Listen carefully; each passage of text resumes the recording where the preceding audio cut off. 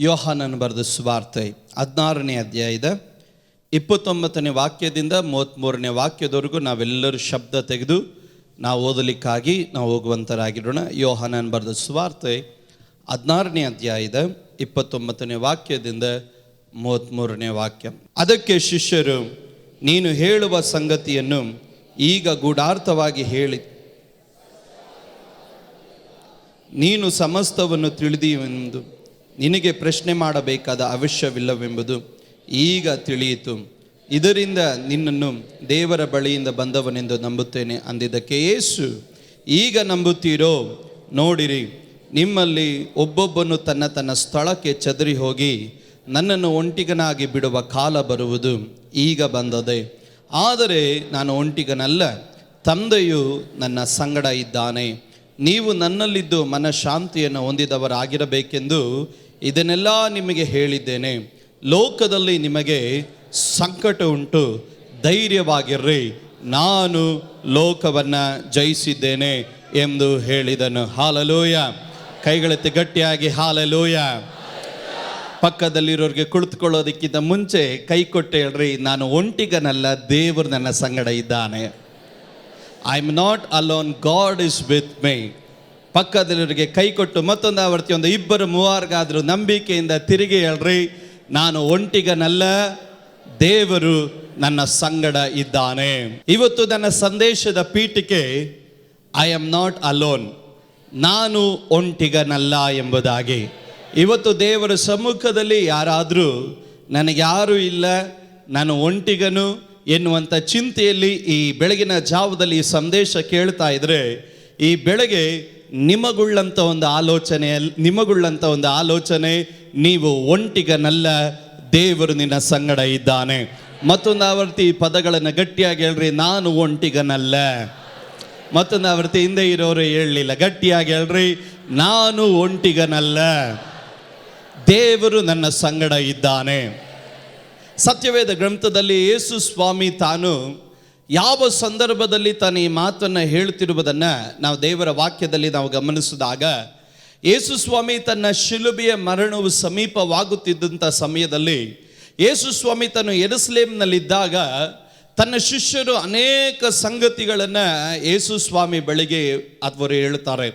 3.5 ವರ್ಷಗಳ ಕಾಲ ಯೇಸು ಸ್ವಾಮಿ ಜೊತೆಯಲ್ಲಿದ್ದಂಥ ಈ ಶಿಷ್ಯರು ಯೇಸು ಸ್ವಾಮಿಗೆ ಹೇಳಿದರು, ಯೇಸುವೇ, ನಿನಗಾಗಿ ನಾವು ಪ್ರಾಣವನ್ನು ಬೇಕಾದ್ರೆ ನಾವು ಕೊಡ್ತೇವೆ ಎಂಬುವಂಥ ಮಾತುಗಳನ್ನೆಲ್ಲ ಯೇಸು ಸ್ವಾಮಿ ಬಳಿಯಲ್ಲಿ ಹೇಳಿದಾಗ, ನಾವು ಓದಲ್ಪಟ್ಟಂಥ ವಚನದಲ್ಲಿ ನಾವು ಗಮನಿಸಿದಾಗ ಯೇಸು ಸ್ವಾಮಿ ತಾನು 14ನೇ ಅಧ್ಯಾಯದಿಂದ 13ನೇ ಅಧ್ಯಾಯದಿಂದ ಅನೇಕ ಸಂಗತಿಗಳನ್ನು ಯೇಸು ಸ್ವಾಮಿ ತಾನು ಹೇಳ್ಕೊಂಡು ಬರ್ತಾನೆ. 14ನೇ ಅಧ್ಯಾಯದಲ್ಲಿ ಯೇಸು ಸ್ವಾಮಿ ತಾನು ಹೇಳ್ತಾನೆ, ನಿಮ್ಮ ಹೃದಯವು ಕಳವಳಗೊಳ್ಳದಿರಲಿ, ನನ್ನನ್ನು ನಂಬಿರಿ, ನನ್ನ ತಂದೆಯನ್ನು ನಂಬಿರಿ ಎಂಬುದಾಗಿ. ಕಾರಣ ಯೇಸು ಸ್ವಾಮಿ ತನ್ನ ಪರಲೋಕಕ್ಕೆ ತನ್ನ ಮೊದಲಗಿತ್ತಿಯಾಗಿರುವಂಥ ಸಭೆಗಾಗಿ ಒಂದು ಬಿಡಾರವನ್ನು ಸಿದ್ಧ ಮಾಡುವುದಕ್ಕಾಗಿ ಹೋಗುತ್ತಾ ಇದ್ದೇನೆ ಎಂಬುವಂಥ ಒಂದು ಸಂದೇಶವನ್ನು ಶಿಷ್ಯರಿಗೆ ರವಾನಿಸಿದಾಗ, ಶಿಷ್ಯರು ಅನೇಕ ಕಳವಳದೊಟ್ಟಿಗೂ ಅನೇಕ ಚಿಂತೆಯೊಟ್ಟಿಗೂ ಅವರು ಆಗಿದ್ದಾಗ ಒಂದೊಂದು ವಾಕ್ಯಗಳಿಂದ ಒಂದೊಂದು ಪದಗಳಿಂದ ಯೇಸು ತನ್ನ ಶಿಷ್ಯರನ್ನು ಆತನು ಬಲಪಡಿಸಿಕೊಂಡೇ ಆತನು ಬರ್ತಾ ಇದ್ದನು. 14ನೇ ಅಧ್ಯಾಯವನ್ನು ಮುಗಿದು 15ನೇ ಅಧ್ಯಾಯಕ್ಕೆ ಪ್ರವೇಶ ಮಾಡಿದಾಗ ಯೇಸು ಸ್ವಾಮಿ ಒಬ್ಬನು ಕ್ರಿಸ್ತನಲ್ಲಿ ನೆಲೆಗೊಳ್ಳುವುದಾದರೆ ಆತನ ಜೀವಿತ ಯಾವ ರೀತಿ ನೆಲೆಗೊಂಡಿರುತ್ತೆ ಎಂಬುದಾಗಿ ಉದಾಹರಣೆಗಳ ಮುಖಾಂತರವಾಗಿ ಯೇಸು ಸ್ವಾಮಿ ಆತನ ಮಾತನಾಡ್ತಾನೆ. ಒಬ್ಬನು ಕ್ರಿಸ್ತನಲ್ಲಿ ನೆಲೆಗೊಳ್ಳುವುದರ ನಿಮಿತ್ತ ಅವನ ಜೀವನದಲ್ಲಿ ಹೊರಟು ಬರುವಂಥ ಫಲಗಳು ಏನು, ದೇವರು ಆತನಲ್ಲಿ ಏನು ಮಾಡ್ತಾನೆ, ತಂದೆ ಆತನಲ್ಲಿ ಮೆಚ್ಚುವಂಥ ಕಾರ್ಯಗಳು ಏನು, ತಂದೆ ಅವನ ಪ್ರಾರ್ಥನೆಗೆ ಯಾವ ರೀತಿ ಉತ್ತರವನ್ನು ದಯಪಾಲಿಸುತ್ತಾನೆ, ಕ್ರಿಸ್ತನನ್ನು ಅರ್ಥ ಮಾಡಿಕೊಂಡವನು, ಕ್ರಿಸ್ತನನ್ನು ಆತುಕೊಂಡವನ ಜವಾಬ್ದಾರಿಗಳು ಏನು, ಅವನ ಪೂರೈಸಬೇಕಾದ ಕರ್ತವ್ಯಗಳು ಏನು ಎಂಬುದನ್ನು 15ನೇ ಅಧ್ಯಾಯದಲ್ಲಿ ಯೇಸು ಸ್ವಾಮಿ ಆತನು ತನ್ನ ಶಿಷ್ಯರ ಸಂಗಡವಾಗಿ ಆತನ ಮಾತನಾಡ್ತಾನೆ. 16ನೇ ಅಧ್ಯಾಯಕ್ಕೆ ಪ್ರವೇಶ ಮಾಡಿದಾಗ ಯೇಸು ಸ್ವಾಮಿ ಇನ್ನು ಅನೇಕವಾದಂಥ ಸಂಗತಿಗಳು, ಅಂದರೆ ತಾನು ಹೋದ ನಂತರವಾಗಿ ತಮಗೆ ಸಹಾಯಕನಾಗಿ ಕಳಿಸಲ್ಪಡುವಂಥ ಪವಿತ್ರಾತ್ಮನ ಕುರಿತಾದಂಥ ಒಂದು ತಿಳುವಳಿಕೆ ಅನ್ನೋ ಒಂದು ಅರಿವನ್ನ ಸಭೆಗೂ ತನ್ನ ಶಿಷ್ಯರಿಗೂ ಯೇಸು ಸ್ವಾಮಿ ಆತನು ತಿಳಿಸ್ತಾ ಇದ್ದಾನೆ. ಪವಿತ್ರಾತ್ಮನು ಒಬ್ಬನಲ್ಲಿ ಇಳಿದು ಬರುವುದಾದರೆ, ಪವಿತ್ರಾತ್ಮನು ಒಂದು ಸಭೆಯಲ್ಲಿ ಇಳಿದು ಬರುವುದಾದರೆ, ಪವಿತ್ರಾತ್ಮನು ಒಬ್ಬನ ಮೇಲೆ ನಿಯಂತ್ರಣವನ್ನು ತೆಗೆದುಕೊಳ್ಳುವುದಾದರೆ, ಪವಿತ್ರಾತ್ಮನು ಯಾವ ರೀತಿ ಅವನನ್ನ ನಡೆಸಿಕೊಂಡು ಹೋಗುತ್ತಾನೆ ಎಂಬುದಾಗಿ 16ನೇ ಅಧ್ಯಾಯದಲ್ಲಿ ಸ್ಪಷ್ಟವಾಗಿ ಯೇಸು ಸ್ವಾಮಿ ಆತನ ಮಾತನಾಡ್ತಾನೆ. 17ನೇ ಅಧ್ಯಾಯಕ್ಕೆ ಪ್ರವೇಶ ಮಾಡಿದಾಗ ತಂದೆಯಾದಂಥ ದೇವರ ಬಳಿಯಲ್ಲಿ ತನ್ನ ಜೊತೆಯಲ್ಲಿದ್ದಂಥ ಶಿಷ್ಯರಿಗಾಗಿ ಮಧ್ಯಸ್ಥಿಕೆಯನ್ನು ವಹಿಸಿ ಒಡಕಿನಲ್ಲಿ ನಿಂತು ಯೇಸು ಸ್ವಾಮಿ ಪ್ರಾರ್ಥನೆ ಮಾಡ್ತಾ ಇದ್ದಾನೆ. ಏನಕ್ಕಾಗಿ ಪ್ರಾರ್ಥನೆ ಮಾಡ್ತಾ ಇರೋದು? ಯೇಸು ಸ್ವಾಮಿ ಅನೇಕ ಪ್ರಾರ್ಥನೆಗಳಲ್ಲಿ ಒಂದು ಪ್ರಾರ್ಥನೆಯನ್ನ ಯೇಸು ಸ್ವಾಮಿ ಮಾಡ್ತಾನೆ. ಅದರಲ್ಲಿ ಪ್ರಾಮುಖ್ಯವಾದದ್ದು, ತಂದೆಯೇ ನಾನು ನೀನು ಒಂದಾಗಿರೋ ಪ್ರಕಾರ ಇವರು ಒಂದಾಗಿರುವುದಕ್ಕೆ ನೀನು ಇವರಿಗೆ ಕೃಪೆಯನ್ನು ದಯಪಾಲಿಸು ಎಂಬುದಾಗಿ ಶಿಷ್ಯರಿಗಾಗಿ ಯೇಸು ಸ್ವಾಮಿ ಒಡಕಿನಲ್ಲಿ ನಿಂತು ಪ್ರಾರ್ಥಿಸ್ತಾನೆ. ಮತ್ತೊಂದು ಆವೃತ್ತಿ ನಾನು ಹೇಳ್ತೇನೆ, 2018 ವರ್ಷಗಳ ಹಿಂದೆ ತನ್ನನ್ನು ಹಿಂಬಾಲಿಸಿಕೊಂಡು ಬಂದಂಥ ಶಿಷ್ಯರಿಗಾಗಿ ಯೇಸು ಒಡಕಿನಲ್ಲಿ ನಿಂತು ಪ್ರಾರ್ಥಿಸ್ತಾನೆ. ತಂದೆಯೇ ನಾನು ನೀನು ಒಂದೇ ಆದ ಪ್ರಕಾರವಾಗಿ ನಮ್ಮ ಜೊತೆಯಲ್ಲಿರುವ ಅಥವಾ ಇವರು ಶಿಷ್ಯರು ಒಂದಾಗಿರುವುದಕ್ಕೆ ನೀನು ಅವರಿಗೆ ಕೃಪೆಯನ್ನು ದಯಪಾಲಿಸು ಎಂಬುದಾಗಿ ಯೇಸು ಸ್ವಾಮಿ ಅವರಿಗಾಗಿ ಒಡಕಿನಲ್ಲಿ ನಿಂತು ಪ್ರಾರ್ಥಿಸ್ತಾನೆ. ಏನಕ್ಕಾಗಿ ಯೇಸು ಸ್ವಾಮಿ ಈ ರೀತಿ ಪ್ರಾರ್ಥನೆ ಮಾಡಬೇಕಾಗಿತ್ತು? ಕಾರಣ, ಒಂದು ಘೋರವಾದಂತ ಒಂದು ಶಿಲುಬೆಯ ಮರಣ ಮುಂಭಾಗದಲ್ಲಿದೆ. ಅನೇಕ ಸಾರಿ ಯೇಸು ಸ್ವಾಮಿ ತನ್ನ ಶಿಷ್ಯರ ಬಳಿಯಲ್ಲಿ ಮಾತನಾಡುವುದಾದ್ರೂ ಅವರು ಇದನ್ನು ಊಹಿಸೋದಕ್ಕಾಗಲಿ ಅವರು ಇದನ್ನು ಅರ್ಥ ಮಾಡಿಕೊಳ್ಳೋದಕ್ಕಾಗಲಿ ಅವರ ಕೈಯಲ್ಲಿ ಸಾಧ್ಯವಾಗಲಿಲ್ಲ. ಯೇಸು ಸ್ವಾಮಿ ಅದನ್ನು ಕಣ್ಣಾರೆ ಕಂಡು ಆತನು ಹೇಳ್ತಾ ಇದ್ದಾನೆ, ಕುರುಬನನ್ನ ಒಡೆದಾಗ ಕುರಿಗಳು ಅದು ಚದರಿ ಹೋಗುವಂತದ್ದಾಗಿದೆ. ಕುರುಬನನ್ನ ಬಾಧಿಸಿದಾಗ ಕುರುಬನನ್ನ ಒಡೆದಾಗ ಆತನನ್ನು ಹಿಂಬಾಲಿಸಿಕೊಂಡು ಬಂದಂತ ಕುರಿಗಳು ಅದು ಚದರಿ ಹೋಗುವಂತದ್ದು. ಆದ್ರಿಂದ ಯಜಮಾನನ ಬಳಿಯಲ್ಲಿ ತಂದೆ ಬಳಿಯಲ್ಲಿ ಯೇಸು ಸ್ವಾಮಿ ಹೇಳ್ತಾ ಇದ್ದೇನೆ, ಅಪ್ಪ ನಾನು ಹಿಂಸೆಗಳಲ್ಲಿ ಪಾಡುಗಳಲ್ಲಿ ನಾನು ಹಾದು ಹೋದಾಗ ನನ್ನನ್ನು ಹಿಂಬಾಲಿಸುವಂತ ಮಂದೆಯು ಈ ಜನರು ಚದರಿ ಹೋಗದೆ ಇರತಕ್ಕಂತೆ ನೀನು ಅವರಿಗೆ ಕೃಪೆಯನ್ನ ದಯಪಾಲಿಸು ಎಂದು ಅವರ ಧೈರ್ಯಕ್ಕಾಗಿ ಯೇಸು ಸ್ವಾಮಿ ಆತನ ಪ್ರಾರ್ಥನೆ ಮಾಡ್ತಾ ಇದ್ದಾನೆ.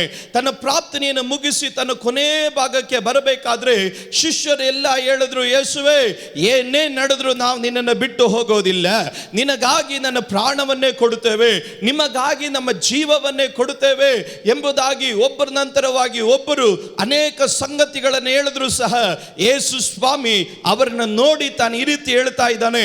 ನಾವು ಓದಲ್ಪಟ್ಟಂತ ವಾಕ್ಯದಲ್ಲಿ ನಾವು ಈ ರೀತಿಯಾಗಿ ಗಮನಿಸ್ತೀವಿ, ನಿಮ್ಮಲ್ಲಿ ಒಬ್ಬೊಬ್ಬನು ತನ್ನ ತನ್ನ ಸ್ಥಳಕ್ಕೆ ಚದರಿ ಹೋಗಿ ನನ್ನನ್ನು ಒಂಟಿಗನಾಗಿ ಬಿಡುವ ಕಾಲ ಬರುವುದು, ಈಗ ಬಂದಿದೆ.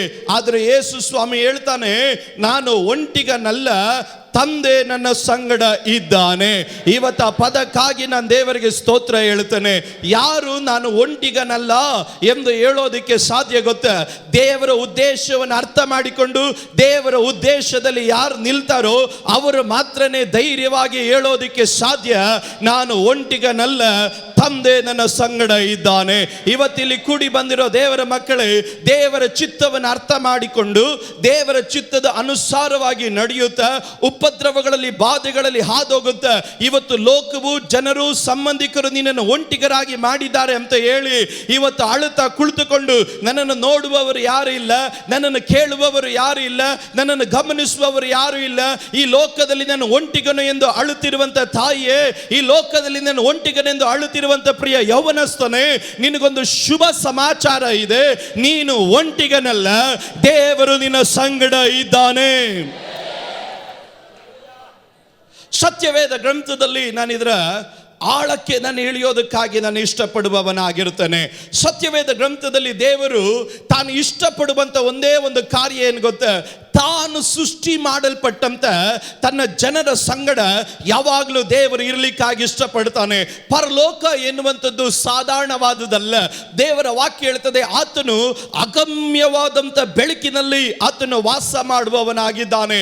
ಈಗ ದೇವರು ವಾಸ ಮಾಡುವಂಥ ಉನ್ನತವಾದಂಥ ಸಿಂಹಾಸನದ ಬಳಿಗೆ ಹೋಗೋದು ಹಿಡಿದುಕೊಳ್ಳೋದಕ್ಕೆ ದೂತರಿಗೂ ಸಹ ಸಾಧ್ಯವಾಗದಷ್ಟು ಅಗಮ್ಯವಾದಂತ ಪ್ರಭಾವದಲ್ಲೂ, ಅಗಮ್ಯವಾದಂತ ತೇಜಸ್ಸಿನಲ್ಲೂ, ಅಗಮ್ಯವಾದಂತ ಹಲ್ಲೆಲೂಯಾ ಶೆಕೆನ ಕಾಬೋದ್ ಮಹಿಮೆಯಲ್ಲಿ ದೇವರು ಆತನು ವಾಸ ಮಾಡುವವನಾಗಿದ್ದರು.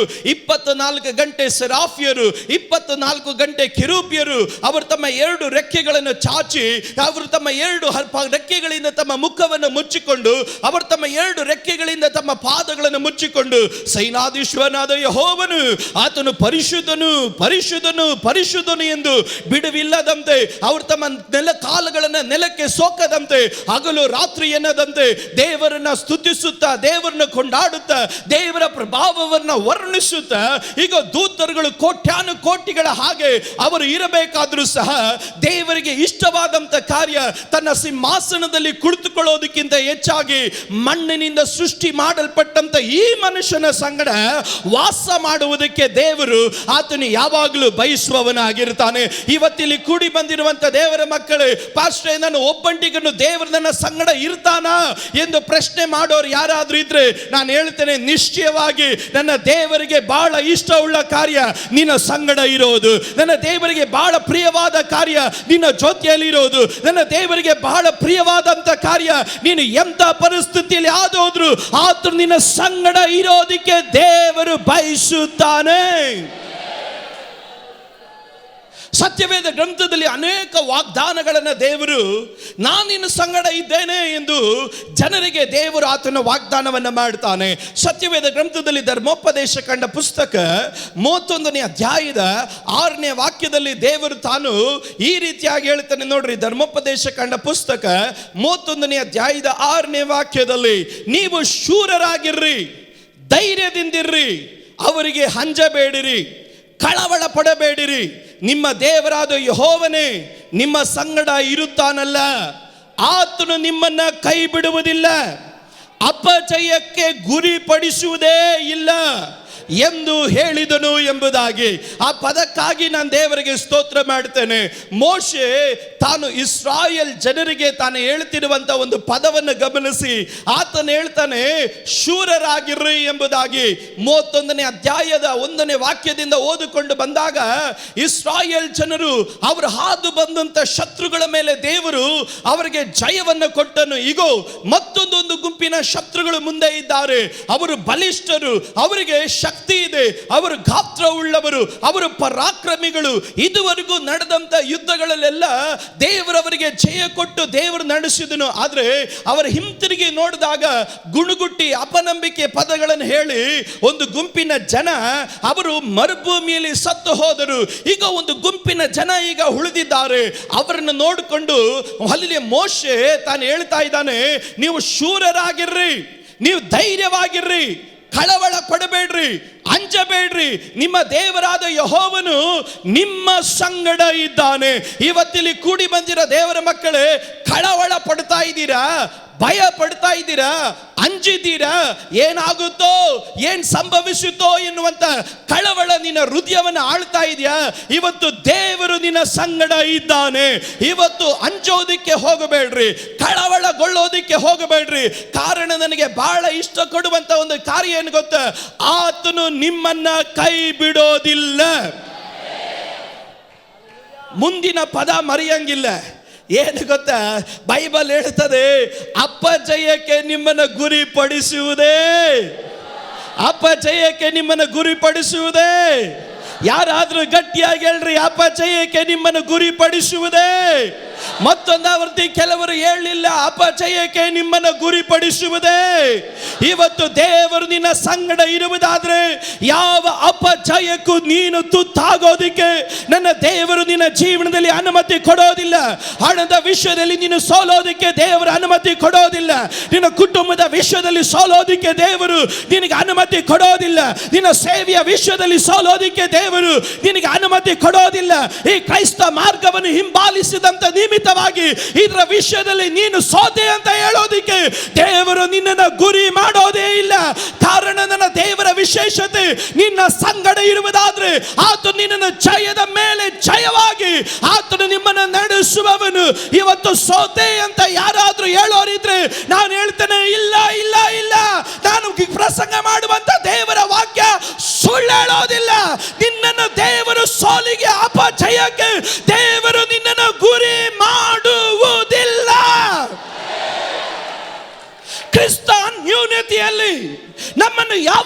ಜಯೋತ್ಸವದೊಡನೆ ಮೆರೆಸುತ್ತಾ ತಿರುಗಾಡಿಸುವ ದೇವರಿಗೆ ಏನ್ ಹೇಳಬೇಕು?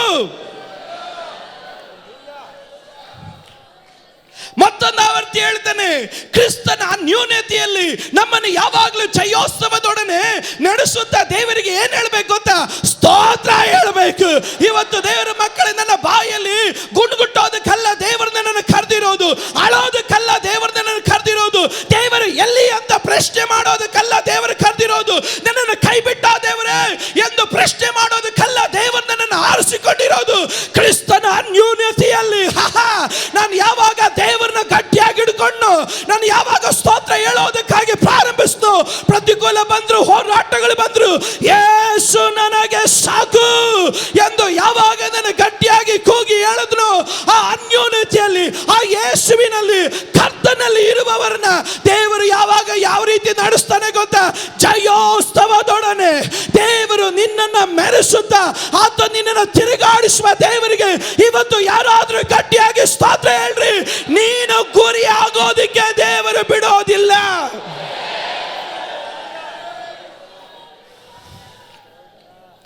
ನಿನ್ನ ಮುಖ ಲೆಚ್ಚಗೀಡಾಗೋದಕ್ಕೆ ದೇವರು ಬಿಡಲ್ಲ. ನಿಂದಕ್ಕರ ಬಾಯಿಗೆ ನೀನು ಗುರಿಯಾದಕ್ಕೆ ದೇವರು ಬಿಡಲ್ಲ. ಅಲ್ಲಿ ಪ್ರಶ್ನೆ ಮಾಡೋರ ಬಾಯಿಗೆ ನೀನು ತುತ್ತಾಗೋದಕ್ಕೆ ದೇವರು ಬಿಡೋದಿಲ್ಲ. ಕಾರಣ ದೇವರು ಹೇಳ್ತಾನೆ, ನಾನು ನಿನ್ನ ಸಂಗಡ ಇದ್ದೇನೆ. ಅದು ಮಾತ್ರವಲ್ಲ, ನಾನು ನಿನ್ನನ್ನು ಕೈ ಬಿಡೋದಿಲ್ಲ. ಅದು ಮಾತ್ರ ಅಲ್ಲ, ಅಪಜಯಕ್ಕೆ ಇವತ್ತು ಯೇಸುವಿನ ನಾಮದಲ್ಲಿ ನಾನು ಸೋತೆ ಅಂತ ಹೇಳೋರು ಯಾರಾದ್ರೂ ಇದ್ರೆ ಇವತ್ತು ದೇವರ ಆತ್ಮನಲ್ಲಿ ಹೋಗಿ ಹೇಳ್ತೇನೆ, ಯೇಸುವಿನ ನಾಮದಲ್ಲಿ ಆ ಚಿಂತೆಗಳು ನಿನ್ನಿಂದ ಮುರಿಯಲಿ. ಇವತ್ತು ನೀನು ಸೋತಿಲ್ಲ. ಇನ್ನ ದೇವರು ನಿನಗಾಗಿ ಸಮಯ ಒದಗಿಸಿಕೊಟ್ಟಿದ್ದಾನೆ. ಈ ತಿಂಗಳ ಒಂದು ವಾಗ್ದಾನ, ನಂಬಿಕೆಯಿಂದ ಮುಂದಕ್ಕೆ ಸಾಗು. ಈಗ ನಿನ್ನ ಜಯ ನಿನಗಾಗಿ ಕಾಯ್ತಾ ಇದೆ.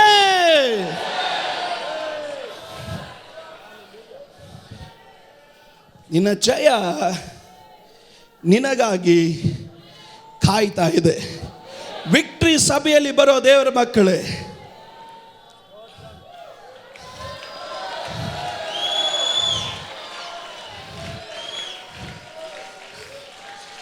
ನಿಮಗೆ ಅರ್ಥ ಆಗಲಿಲ್ಲ ಅನ್ಸುತ್ತಲ್ಲ. ವಿಕ್ಟ್ರಿ ಸಭೆಯಲ್ಲಿರೋ ದೇವರ ಮಕ್ಕಳೇ, ಈ ಸಭೆಯಲ್ಲಿರುವಂಥದ್ದು ಚಿಕ್ಕ ಮಗುವಿನಿಂದ ದೊಡ್ಡವರವರೆಗೂ ಯಾರು ನನ್ನ ಫೇಲ್ಯೂರ್, ನಾನು ಸೋತೆ ಅನ್ನೋದಕ್ಕೆ ದೇವರ ಅನುಮತಿ ಕೊಡೋದಿಲ್ಲ. ಈ ವಿಕ್ಟ್ರಿ ಸಭೆಯ ಒಳಗಡೆ ಬರುವವರನ್ನ ಪ್ರತಿಯೊಬ್ಬರನ್ನ ದೇವರು ಜಯಕ್ಕೆ ದೇವರು ಗುರಿ ಮಾಡ್ತಾನೆ ಹೊರತು, ನಂಬೋರು ಯಾರಾದ್ರೂ ಗಟ್ಟಿಯಾಗಿ ದೇವರಿಗೆ ಸ್ತೋತ್ರ ಹೇಳಬೇಕು. ಈ ವಿಕ್ಟ್ರಿ ಸಭೆಗೆ ಬಂದಿರೋ ದೇವರ ಮಕ್ಕಳೇ, ನಿನ್ನ ಸೇವೆ ಸೋಲಲ್ಲ, ನಿನ್ನ ಪ್ರಾರ್ಥನೆ ಸೋಲಲ್ಲ, ನಿನ್ನ ಆರಾಧನೆ ಸೋಲಲ್ಲ. ನಿನ್ನ ದೇವರ ನಾಮಕ್ಕಾಗಿ ಕೊಡುವಂತ ಒಂದೊಂದು ಪೈಸಾ ಅದು ವ್ಯರ್ಥವಾಗಿ ಹೋಗೋದಿಲ್ಲ. ಈ ವಿಕ್ಟ್ರಿ ಸಭೆ ಒಳಗಡೆ ಕಾಲಿಡುವಂತ ನಿನಗೆ ಜಯದ ಮೇಲೆ ಜಯ, ಜಯದ ಮೇಲೆ ಜಯ, ಜಯದ ಮೇಲೆ ಜಯ. ಯಾರಾದ್ರೂ ಗಟ್ಟಿಯಾಗಿ ಕೂಗಿ ಹೇಳ್ರಿ, ನಾನು ಒಬ್ಬಂಟಿಗನಲ್ಲ, ದೇವರು ನನ್ನ ಸಂಗಡ ಇದ್ದಾನೆ. ನನ್ನನ್ನು ದೇವರು ಅಪಜಯಕ್ಕೆ ಗುರಿ ಮಾಡೋದಿಲ್ಲ.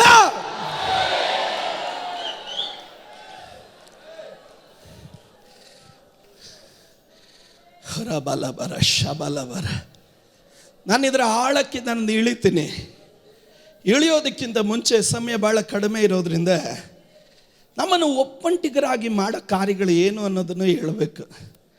ನಾನು ಆಶೀರ್ವಾದದ ಪದಗಳನ್ನು ಹೇಳ್ಕೊಂಡು ಹೋದರೆ ನಮ್ಮನ್ನು ಒಪ್ಪಂಟಿಗರಾಗಿ ಮಾಡುವಂಥ ಕೆಲವೊಂದು ಅನುಭವಗಳಿದೆ. ನಾವು ಅನುಭವಗಳನ್ನು ಚೆನ್ನಾಗಿ ಅರ್ಥ ಮಾಡಿಕೊಂಡು ನಾವು ಜಯಿಸಿ ಹೊರಗಡೆ ಬರೋದಕ್ಕಾಗಿ ಪ್ರಾರಂಭಿಸಿದ್ರೆ ನಷ್ಟವಾದಂಥ ಜಯ ನಮ್ಮ ಜೀವನದಲ್ಲಿ ಹಿಂತಿರುಗಿ ಬರುವಂಥದ್ದಾಗಿರುತ್ತೆ. ಸತ್ಯವೇದ ಗ್ರಂಥದಲ್ಲಿ ಮನುಷ್ಯನ ಜೀವನದಲ್ಲಿ ಒಂಟಿಯಾಗಿ ಮಾಡುವಂಥ ಅನೇಕ ಅನುಭವಗಳಿದೆ. ಅದರಲ್ಲಿ ಒಂದು ಅನುಭವ ಸೈತಾನನು. ಬೈಬಲ್ ಹೇಳುತ್ತದೆ, ನೀವು ಸೈತಾನನಿಗೆ ಅವಕಾಶ ಮಾಡಿಕೊಡಬೇಡ್ರಿ ಎಂಬುದು.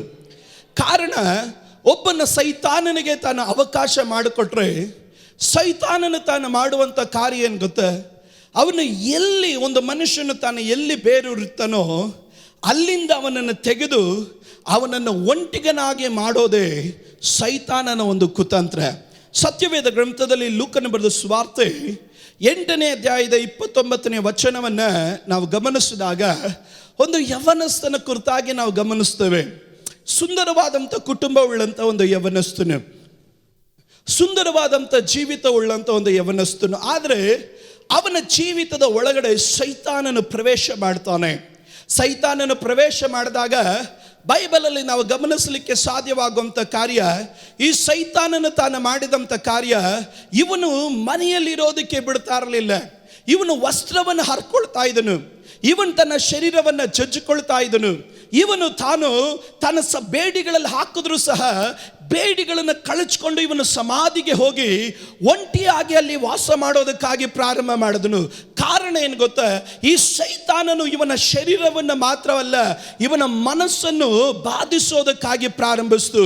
ಇವತ್ತು ದೇವರ ಮಕ್ಕಳ ಗಮನಿಸಿ, ದೇವರು ಯಾವತ್ತು ಒಬ್ಬಂಟಿಗನಾಗಿರೋದು ದೇವರ ಚಿತ್ತವಲ್ಲ. ದೇವರು ಆತನು ಯಾವಾಗಲೂ ಮನುಷ್ಯನನ್ನು ಒಂಟಿನಾಗಿ ಇರೋದಕ್ಕೆ ದೇವರು ಬಿಡೋದೇ ಇಲ್ಲ. ಆದರೆ ಒಬ್ಬನ ಒಳಗಡೆ ನಾನು ಒಬ್ಬಂಟಿಗನ ಆಗಬೇಕು ಎನ್ನುವಂಥ ಚಿಂತೆಯನ್ನು ತರುವವನು ಸೈತಾನನ. ಕಾರಣ ಆ ಒಂಟಿತನ ಎನ್ನೋದು ಆ ಮನುಷ್ಯನನ್ನು ಏನು ಮಾಡುತ್ತೆ ಅಂದರೆ, ಸೈತಾನನ ಕಟ್ಟಿಡುವ ಹಾಗೆ ಅವನ ಮನಸ್ಸನ್ನು ಭ್ರಾಂತಿ ಉಳ್ಳವನಾಗಿ ಅವನು ಯಾವುದರ ಮೇಲೆಯೂ ಗಮನ ಹರಿಸದಂತೆ ಅವನನ್ನು ಜನರಿಂದ, ಪಟ್ಟಣದಿಂದ ಅವನನ್ನು ದೂರ ಅಗಲಿಸಿ ಬಿಡುತ್ತೆ. ಇವತ್ತಿಲ್ಲಿ ಕೂಡಿ ಬರುವಂತ ದೇವರ ಮಕ್ಕಳು ಒಂದು ಕಾರ್ಯ ಚೆನ್ನಾಗಿ ಅರ್ಥ ಮಾಡಿಕೊಳ್ಳಬೇಕು. ಸೈತಾನನಿಂದ ನಾವು ಏನಾದರೂ ಆಕ್ರಮಿಸಲ್ಪಟ್ಟಾಗ ಅವನು ಮಾಡೋದ ಕಾರ್ಯ ಎಲ್ಲದರಿಂದ ದೂರ ಉಳಿಸೋದಕ್ಕಾಗಿ ಪ್ರಯತ್ನ ಮಾಡ್ತಾನೆ. ಇವತ್ತಿಲ್ಲಿ ಕೂಡಿ ಬಂದಿರುವಂತ ದೇವರ ಮಕ್ಕಳು, ನಾನು ಒಬ್ಬಂಟಿಗನು, ನಾನು ಒಂಟಿಯಾಗಿರ್ಬೇಕು ಎನ್ನುವಂತ ಚಿಂತೆ ನಿಮ್ಮನ್ನು ಯಾವುದಾದ್ರೂ ಕಾಡ್ತಾ ಇದ್ರೆ, ಇವತ್ತು ಯೇಸುವಿನ ನಾಮದಲ್ಲಿ ಆ ದುರಾತ್ಮನನ್ನು ಕಟ್ಟಿ ಹೊರಗಡೆ ಹಾಕಬೇಕು. ಕಾರಣ ದೇವರು ಯಾವತ್ತು ಒಂಟಿತನವನ್ನ ದೇವರು ಇಷ್ಟಪಡೋದಿಲ್ಲ.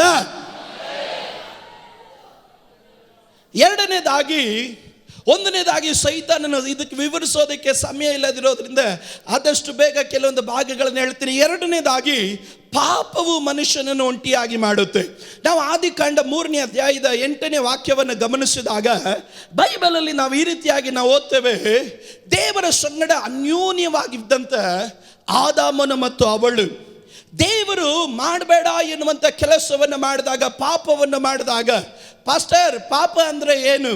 ನಮ್ಮ ಸುಲಭವಾದಂಥ ಭಾಷೆಯಲ್ಲಿ ಹೇಳಿದ್ರೆ the sin of commission and sin of omission ಅಂತ ಹೇಳ್ತಾರೆ. ಮತ್ತೊಂದು ಆವರ್ತಿ ಹೇಳ್ತೇನೆ, the sin of commission and the sin of omission ಅಂತ ಹೇಳ್ತಾರೆ. ಅಂದರೆ ಸಿನ್ ಆಫ್ ಕಮಿಷನ್ ಅಂತ ಅಂದರೆ ಏನು? ದೇವರು ಮಾಡು ಎನ್ನುವಂಥ ಕೆಲಸವನ್ನು ನೀನು ಮಾಡದೇ ಇದ್ರೆ ಪಾಪ. ಸಿನ್ ಆಫ್ ಒಮಿಷನ್ ಅಂದರೆ ಏನು? ದೇವರು ಮಾಡಬೇಡ ಎನ್ನುವಂಥ ಕೆಲಸವನ್ನು ನೀನು ಮಾಡಿದ್ರೆ ಪಾಪ. ನೀವ್ಯಾರ ಸ್ತೋತ್ರ ಹೇಳಲಿಲ್ಲ. ಮತ್ತೊಂದು ಆವರ್ತಿ ಹೇಳ್ತೇನೆ, ದೇವರು ಮಾಡು ಎನ್ನುವಂಥ ಕೆಲಸವನ್ನ ನೀನು ಮಾಡಿದ್ರೆ ಇದ್ರೆ ಪಾಪ. ದೇವರು ನೀನು ಮಾಡಬೇಡ ಎನ್ನುವಂಥ ಕೆಲಸವನ್ನ ನೀನು ಮಾಡಿದ್ರೆ ಪಾಪವಾಗಿರುತ್ತೆ. ಇವತ್ತು ದೇವ್ರ ಮಕ್ಕಳೇ, ದೇವರು ನಮಗೆ ಅನೇಕದನ್ನ ಮಾಡಬೇಡ ಅಂತ ಹೇಳ್ತಾನೆ, ಆದರೂ ಸಹ ನಾವು ಮಾಡಿಕೊಂಡು ಕೈಗಳನ್ನು ತಡ್ತಾ ಇರ್ತೀವಿ. ಪಾಪದಲ್ಲಿ ನಾವಿದ್ದೇವೆ. ಇವತ್ತು ದೇವರು ನಮಗೆ ಮಾಡು ಎನ್ನುವಂತ ಅನೇಕ ಕಾರ್ಯಗಳನ್ನು ದೇವರು ನಮಗೆ ಹೇಳಿದ್ದಾನೆ. ಕ್ಷಮಿಸು ಅಂತ ಹೇಳಿದ್ದಾನೆ, ಪ್ರಾರ್ಥಿಸು ಅಂತ ಹೇಳಿದ್ದಾನೆ, ಉಪವಾಸ ಮಾಡು ಅಂತ ಹೇಳಿದ್ದಾನೆ, ವಿದ್ಯನಾಗಿರು ಅಂತ ದೇವರು ಹೇಳಿದ್ದಾನೆ. ಅನೇಕ ಸಂಗತಿಗಳನ್ನು ದೇವರು ನಮಗೆ ಮಾಡು ಅಂತ ದೇವರು ಹೇಳಿದ್ದಾನೆ. ಆದರೂ ಇವತ್ತು ನಾವು ಮಾಡೋದಿಲ್ಲ.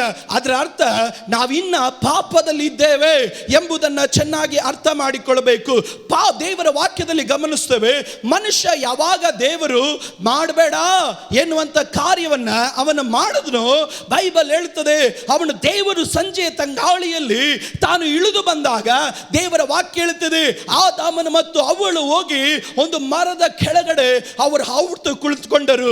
ದೇವರನ್ನು ನೋಡೋದಕ್ಕಾಗಲಿಲ್ಲ, ದೇವರ ಬಳಿಯಲ್ಲಿ ಮುಖಾಮುಖಿಯಾಗಿ ಸಂದರ್ಶಿಸಲಿಕ್ಕಾಗಲಿಲ್ಲ, ದೇವರನ್ನ ಎದುರುಗೊಳ್ಳಕ್ಕಾಗಲಿಲ್ಲ. ಕಾರಣ ಅವರ ಒಳಗಡೆ ಇದ್ದಂಥ ಪಾಪ ಏನ್ ಮಾಡ್ತು, ಅವರಿಗೂ ದೇವರಿಗೂ ಒಂದು ಅಂತರವನ್ನು ತಂದು ಅವರನ್ನ ಒಂಟಿತನವಾಗಿ ಮಾರ್ಪಡಿಸಿತು.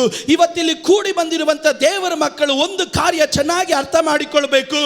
ಪಾಪ ನಿನ್ನ ಜೀವನದಲ್ಲಿ ಇದ್ದರೆ ನಿನ್ನನ್ನು ಪಾಪು ಒಂಟಿತನವಾಗಿ ಮಾಡುತ್ತೆ. ಆರಂಭದಲ್ಲಿ ಚೆನ್ನಾಗಿರುತ್ತೆ, ಆರಂಭದಲ್ಲಿ ಏನು ತೊಂದರೆ ಇರೋದಿಲ್ಲ. ಆದರೆ ನೀನು ಅದರ ಆಳಕ್ಕೆ ಇಳಿದು ಇಳಿದು ಇಳಿದು ಇಳಿದು ಇಳಿದು ನೀನು ಹೋಗ್ತಾ ಇರಬೇಕಾದ್ರೆ ಅದರ ಕೊನೆಯ ಹಂತ ಎಲ್ಲಿಗೆ ತಲುಪುತ್ತಂದ್ರೆ ಅದು ನಿನ್ನ ಜೀವಿತದಲ್ಲಿ ಒಂಟಿಗನಾಗಿ ಮಾಡತಕ್ಕಂಥ ಒಂದು ಪರಿಸ್ಥಿತಿಗೆ ನಿನ್ನನ್ನು ತಲುಪಿಸಿ ಬಿಡುತ್ತೆ.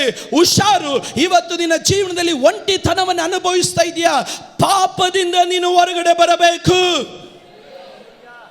ಮೂರನೇದಾಗಿ ಅದರಲ್ಲೇ ಮುಂದಿನ ವಚನದಲ್ಲಿ ಗಮನಿಸ್ತೇವೆ, 12ನೇ ವಾಕ್ಯ, ಮನುಷ್ಯನ ಜೀವನದಲ್ಲಿ ಒಂಟಿಗನಾಗಿ ಮಾಡುವಂಥದ್ದು ದೂರು, ಕಂಪ್ಲೇಂಟ್ಸ್. ದೂರು ಮನುಷ್ಯನ ಜೀವನದಲ್ಲಿ ಒಂಟಿಗನಾಗಿ ಮಾಡುತ್ತೆ. ಇವತ್ತು ಕುಟುಂಬದಲ್ಲಿ ಗಂಡ ಹೆಂಡತಿ ಮೇಲೆ ಹೇಳೋ ದೂರು, ಹೆಂಡತಿ ಗಂಡನ ಮೇಲೆ ಹೇಳೋ ದೂರು, ಸ್ನೇಹಿತರು ತಮ್ಮ ತಮ್ಮಲ್ಲಿ ಹೇಳಿಕೊಳ್ಳುವ ದೂರು, ಅಕ್ಕ ತಂಗಿಯರು ತಮ್ಮ ತಮ್ಮಲ್ಲಿ ಮಾತನಾಡಿಕೊಳ್ಳುವಂಥ ದೂರು.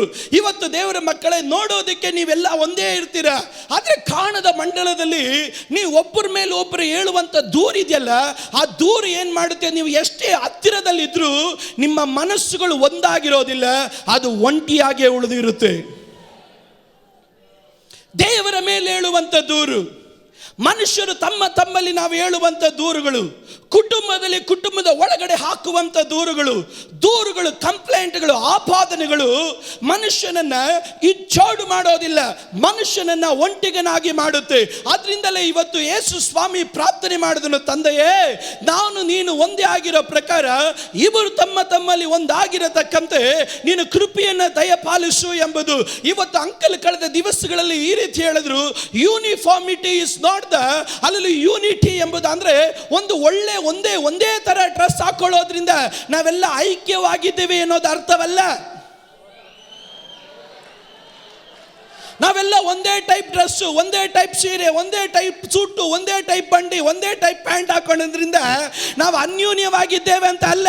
Uniformity is not the unity but heart. ನಮ್ಮ ಹೃದಯದಲ್ಲಿ ನಾವು ಏನು ಆಲೋಚನೆ ಮಾಡ್ತೀವೋ ಅದೇ ನಮ್ಮನ್ನು ಐಕ್ಯತೆಗೆ ತರೋದು.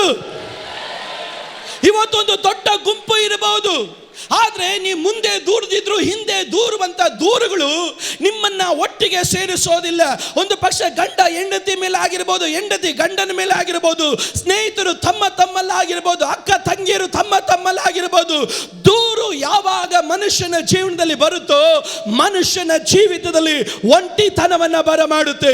ಇವತ್ತು ನೀವು ಪಾಸ್ಟರ್ ಮೇಲೆ ದೂರ್ತಾ ಇದ್ರೆ ನಾನು ಒಂದು ಕಾರ್ಯ ಹೇಳ್ತೇನೆ, ನೀವು ಪಾಸ್ಟರಿಂದ ನಿಶ್ಚಯವಾಗಿ ದೂರ ಉಳಿದವರೇ. ನೀವು ಸಭೆಯ ಮೇಲೆ ದೂರ್ತಾ ಇದ್ರೆ ನೀವು ಸಭೆಯಿಂದ ದೂರ ಉಳಿದವರೇ. ನೀವು ಸೋತ್ರ ಹೇಳದೇ ಇದ್ದಾಗ ಯಾಕೋ ಈ ಪ್ರಸಂಗ ಸ್ಟಾರ್ಟಿಂಗ್ ಚೆನ್ನಾಗಿದ್ದು ಫಸ್ಟ್, ಇದು ಬರ್ತಾ ಬರ್ತಾ ಕಟ್ಟಿ ಆಗ್ತಾ ಇದೆ ಅಂತ ಅದನ್ನೇ ಹೇಳಿದ್ದು, ದೂರೋದನ್ನು ಬಿಡ್ರಿ ಅಂತ. ದೂರು ಯಾವಾಗಲೂ ಮನುಷ್ಯನನ್ನು ಒಂಟಿಯನ್ನಾಗಿ ಮಾಡುತ್ತೆ.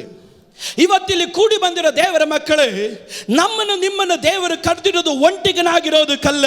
ನಮ್ಮನ್ನು ನಿಮ್ಮನ್ನು ದೇವರು ಕರೆದಿರೋದು ದೇವರ ಬಳಿಯಲ್ಲಿ ಐಕ್ಯವಾಗಿರಬೇಕು, ಸಭೆಯಲ್ಲಿ ನಾವು ಐಕ್ಯವಾಗಿರಬೇಕು.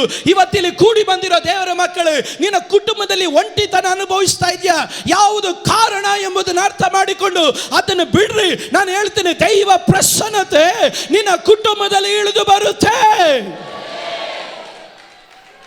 ದೇವರ ವಾಕ್ಯದಲ್ಲಿ ಮೂರನೇದಾಗಿ ಗಮನಿಸ್ತೀವಿ, ದೂರು, ಒಬ್ಬರ ಮೇಲೆ ಹಾಕುವಂತ ದೂರು ಮನುಷ್ಯನನ್ನ ಒಂಟಿಗನಾಗಿ ಮಾಡುತ್ತೆ. ನಾಲ್ಕನೇದಾಗಿ ಅನ್ಪ್ರಿಡಿಕ್ಟಬಲ್ ಕನ್ಫ್ಯೂಸಿಂಗ್ ಡಿಸಿಷನ್ಸ್, ಅಂದ್ರೆ ಊಹಿಸಲ್ಪಡದಿರುವಂತ ತೀರ್ಮಾನಗಳನ್ನ ಮಾಡ್ತೀವಲ್ಲ, ಭವಿಷ್ಯವನ್ನ ಊಹಿಸಲಿಕ್ಕಾಗದೆ ನಾವು ಮಾಡುವಂತ ಈ ಕಾಲದ ತೀರ್ಮಾನ ಅದು ನಮ್ಮನ್ನು ಒಂಟಿಗರಾಗಿ ಮಾಡುತ್ತೆ. ಕೆಲವರು ಇವತ್ತಿನ ಕಾಲಕ್ಕಾಗಿ ತೀರ್ಮಾನ ಮಾಡ್ತಾರೆ, ಈಗಿನ ಸಮಯಕ್ಕಾಗಿ ತೀರ್ಮಾನ ಮಾಡ್ತಾರೆ, ಈ ದಿನಕ್ಕಾಗಿ ತೀರ್ಮಾನ ಮಾಡ್ತಾರೆ. ನಾಳೆ ಏನು ಸಂಭವಿಸುತ್ತೆ ಅನ್ನೋದು ಅವರು ಊಹಿಸಲ್ಲ, ನಾಳೆ ಏನು ನಡೆಯುತ್ತೆ ಅನ್ನೋದು ಅವರು ಚಿಂತೆ ಮಾಡಲ್ಲ. ಇದರಿಂದ ಏನು ಸಂಭವಿಸುತ್ತೆ ನಾಳೆ ಎಂದು ಅವರು ಪರಿಗಣಿಸೋದೇ ಇಲ್ಲ. ಈ ಸಮಯಕ್ಕಾಗಿ, ಈ ನಿಮಿಷಕ್ಕಾಗಿ, ಈ ದಿನಕ್ಕಾಗಿ ಕೆಲವೊಂದನ್ನು ತೀರ್ಮಾನಗಳನ್ನು ಮಾಡಿಕೊಳ್ತಾರೆ. ಇದೇನು ಮಾಡುತ್ತೆ, ಅವ್ರನ್ನ ಭವಿಷ್ಯದಲ್ಲಿ ಒಬ್ಬಂಟಿಗರನ್ನಾಗಿ ಮಾಡುತ್ತೆ. ದೇವರ ವಾಕ್ಯದಲ್ಲಿ ನಾವು ಗಮನಿಸಿದಾಗ ಲೂಕನ ಬರೆದ ಸುವಾರ್ತೆ 10ನೇ ಅಧ್ಯಾಯದ 30ನೇ ವಚನದಲ್ಲಿ ನಾವು ಗಮನಿಸಿದಾಗ, ಎಲ್ಲ ಇಲ್ಲೇ ಇದ್ದೀರಾ? ಗಟ್ಟಿಯಾಗಿ ಹೇಳ್ರಿ, ನಾನು ಒಂಟಿಗನಲ್ಲ. ಇನ್ನ ಗಟ್ಟಿಯಾಗಿ ಹೇಳಬೇಕು, ನಾನು ಒಂಟಿಗನಲ್ಲ, ದೇವರು ನನ್ನ ಸಂಗಡ ಇದ್ದಾನೆ. ಈಗ ಒಂದು ಮನುಷ್ಯನು ತಾನು ಯೆರೂಸಲೇಮಿನಿಂದ ಯೆರಿಕೋಗೆ ಹೋಗ್ತಾ ಇದ್ದಾನೆ. ಇವನು ಎಲ್ಲಿದ್ದಾನೆ? ಆಲಯದಲ್ಲಿದ್ದಾನೆ. ಇವನು ಎಲ್ಲಿದ್ದಾನೆ? ವಾಕ್ಯದಲ್ಲಿ ಇದ್ದಾನೆ. ಇವನು ಎಲ್ಲಿದ್ದಾನೆ? ದೈವ ಪ್ರಸನ್ನತೆಯಲ್ಲಿದ್ದಾನೆ. ಇವನು ಎಲ್ಲಿದ್ದಾನೆ? ಚರ್ಚಲ್ಲೇ ಇದ್ದಾನೆ. ನೀವಿದ್ದೀರಾ? ಇವನು ಎಲ್ಲಿದ್ದಾನೆ? ಪ್ರಾರ್ಥನೆ ಆರಾಧನೆಗಳಲ್ಲೇ ಇವನು ಇದ್ದಾನೆ. ಆದ್ರೆ ಇವನ ಜೀವಿತದಲ್ಲಿ ಒಂದು ತೀರ್ಮಾನ ಬಂತು. ಏನ್ ತೀರ್ಮಾನ? ನಾನು ಇಲ್ಲಿ ತುಂಬಾ ದಿವಸ ಇರಂಗಿಲ್ಲ, ಇಲ್ಲಿ ಯಾವಾಗ್ಲೂ ಪ್ರಾರ್ಥನೆ ಪ್ರಾರ್ಥನೆ ಪ್ರಾರ್ಥನೆ, ಇಲ್ಲಿ ಯಾವಾಗ್ಲೂ ಆರಾಧನೆ ಆರಾಧನೆ ಆರಾಧನೆ, ಬೈಬಲ್ ಸ್ಟಡಿಗೆ ಬಾ, ಕೂಟಕ್ಕೆ ಬಾ, ಉಪವಾಸ ಪ್ರಾರ್ಥನೆಗೆ ಬಾ, ನೈಟ್ ಪ್ರೇಯರ್ಗೆ ಬಾ, ಎಲ್ಲ ಇವ್ರು ಬಾ ಬಾ ಬಾ ಅಂತ ಹೇಳ್ತಾರೆ ಹೊರತು ನಾನು ಇಲ್ಲಿದ್ದು ಏನ್ ಮಾಡೋದು, ಇಲ್ಲಿಂದ ಸ್ವಲ್ಪ ಆರಾಮಾಗಿ ಇರೋಣ ಅಂತ ಹೇಳಿ ಅವನೇನ್ ಮಾಡ್ದ? ಅವನು ಎರಿಕೋಗೆ ಹೋಗೋದಕ್ಕಾಗಿ ಪ್ರಾರಂಭಿಸಿದ. ಇವನು ಆ ಯೆರೂಸಲೇಮಿನಲ್ಲಿ ನಿತ್ಯವಾದಂತ ವಾಸಿ ಇವನು. ಆದ್ರೆ ಆ ದಾರಿಯಲ್ಲಿ ಏನಿದೆ ಎಂದು ಇವನು ಚಿಂತೆ ಮಾಡಿಕೊಳ್ಳೋದಕ್ಕೂ ಊಹಿಸಿಕೊಳ್ಳೋದಕ್ಕೂ ಆಗದಂತೆ ಇವನು ತೀರ್ಮಾನ ತೆಗೆದುಕೊಂಡು ತಾನೇನ್ ಮಾಡ್ದ? ದೇವರ ಮನೆಯನ್ನು ಬಿಟ್ಟು, ಪ್ರಾರ್ಥನೆಯನ್ನು ಬಿಟ್ಟು, ಆರಾಧನೆಯನ್ನು ಬಿಟ್ಟು ಅವನು ಈಗಿನ ಒಂದು ಕಷ್ಟದಿಂದ, ಈಗಿನ ಒತ್ತಡದಿಂದ ತಪ್ಪಿಸಿಕೊಳ್ಳೋದಿಕ್ಕೆ ಒಂದು ತೀರ್ಮಾನ ಮಾಡ್ದ. ಏನೋ ತೀರ್ಮಾನ? ನಾನು ಯೆರೂಸಲೇಮಿನಲ್ಲಿ ಇರೋದಿಲ್ಲ, ನಾನು ಯೆರಿಕೋಗೆ ಹೋಗ್ತೇನೆ. ಬೈಬಲ್ ಅಲ್ಲಿ ನಾವು ಗಮನಿಸಲಿಕ್ಕೆ ಸಾಧ್ಯವಾಗುವಂತ ಕಾರ್ಯ, ಇವನು ಯೆರೂಸಲೇಮನ್ನು ಬಿಟ್ಟು ಯೆರಿಕೋಗೆ ಹೋದ. ಯೆರಿಕೋಗೂ ಹೋಗಿಲ್ಲ. ಬೈಬಲ್ ಹೇಳ್ತದೆ, ನಡು ದಾರಿಯಲ್ಲೇ ಕಳ್ಳರು ಅವನನ್ನ ಹಿಡಿದು ಒಡೆದು ಅರೆ ಜೀವ ಮಾಡಿ ಅವನಿಗುಳ್ಳದನ್ನೆಲ್ಲ ಸುಲಿಗೆ ಮಾಡಿ ಅವನನ್ನು ಬಿಟ್ಟು ಹೋದರು. ಅವನು ಒಂಟಿಗನಾಗಿ ಬಿದ್ದಿದ್ದಾನೆ. ಅವನು ಒಂಟಿಗನಾಗಿ ಅವನು ಬಿದ್ದಿದ್ದಾನೆ. ಇವತ್ತಿಲ್ಲಿ ಕೂಡಿ ಬಂದಿರೋ ದೇವರ ಮಕ್ಕಳೇ, ಅನ್ಪ್ರಿಡಿಕ್ಟಬಲ್ ಕನ್ಫ್ಯೂಸಿಂಗ್ ಡಿಸಿಷನ್ಸ್ ಅನ್ನ ಯಾವತ್ತು ಮಾಡಬಾರದು. ತೀರ್ಮಾನ ನೀನು ಮಾಡೋದು ನಿನ್ನನ್ನು ದೇವರ ಸಂಗಡ ಐಕ್ಯಗೊಳಿಸಬೇಕೆ ಹೊರತು ನಿನ್ನನ್ನು ಒಂಟಿಗನಾಗಿ ತಂದು ನಿಲ್ಲಿಸತಕ್ಕಂತ ಈ ನಿಮಿಷಕ್ಕೆ ತಪ್ಪಿಸ್ಕೊಂಡ್ರೆ ಸಾಕು, ಈ ನಿಮಿಷದಿಂದ ಹೊರಗಡೆ ಬಂದರೆ ಸಾಕು, ಈ ನಿಮಿಷದಲ್ಲಿ ಹೊರಗಡೆ ಬಂದರೆ ಸಾಕು ಎಂದು ಈ ದಿನಕ್ಕಾಗಿ ನೀನು ಮಾಡುವ ತೀರ್ಮಾನಗಳು ಮುಂದೆ ನಿನಗೆ ಒಂದು ಬಾಧಕವಾಗಬಾರದು. ಆದ್ರಿಂದ ನೀವು ತೆಗೆದುಕೊಳ್ಳುವಂತ ತೀರ್ಮಾನಗಳಲ್ಲಿ ಹುಷಾರಾಗಿರಬೇಕು.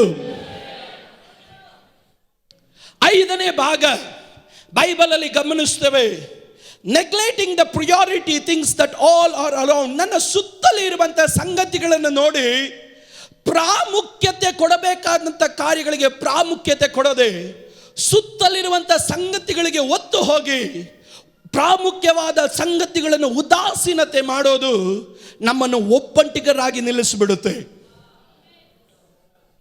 ಇವತ್ತು ದೇವರ ಸಭೆಗೆ ನಾನು ಹೇಳ್ತೀನಿ, ಕೆಲವರಿಗೆ ಯಾವುದಕ್ಕೆ ಪ್ರಾಮುಖ್ಯತೆ ಕೊಡಬೇಕನ್ನೋದು ಇನ್ನೂ ಗೊತ್ತಿಲ್ಲ.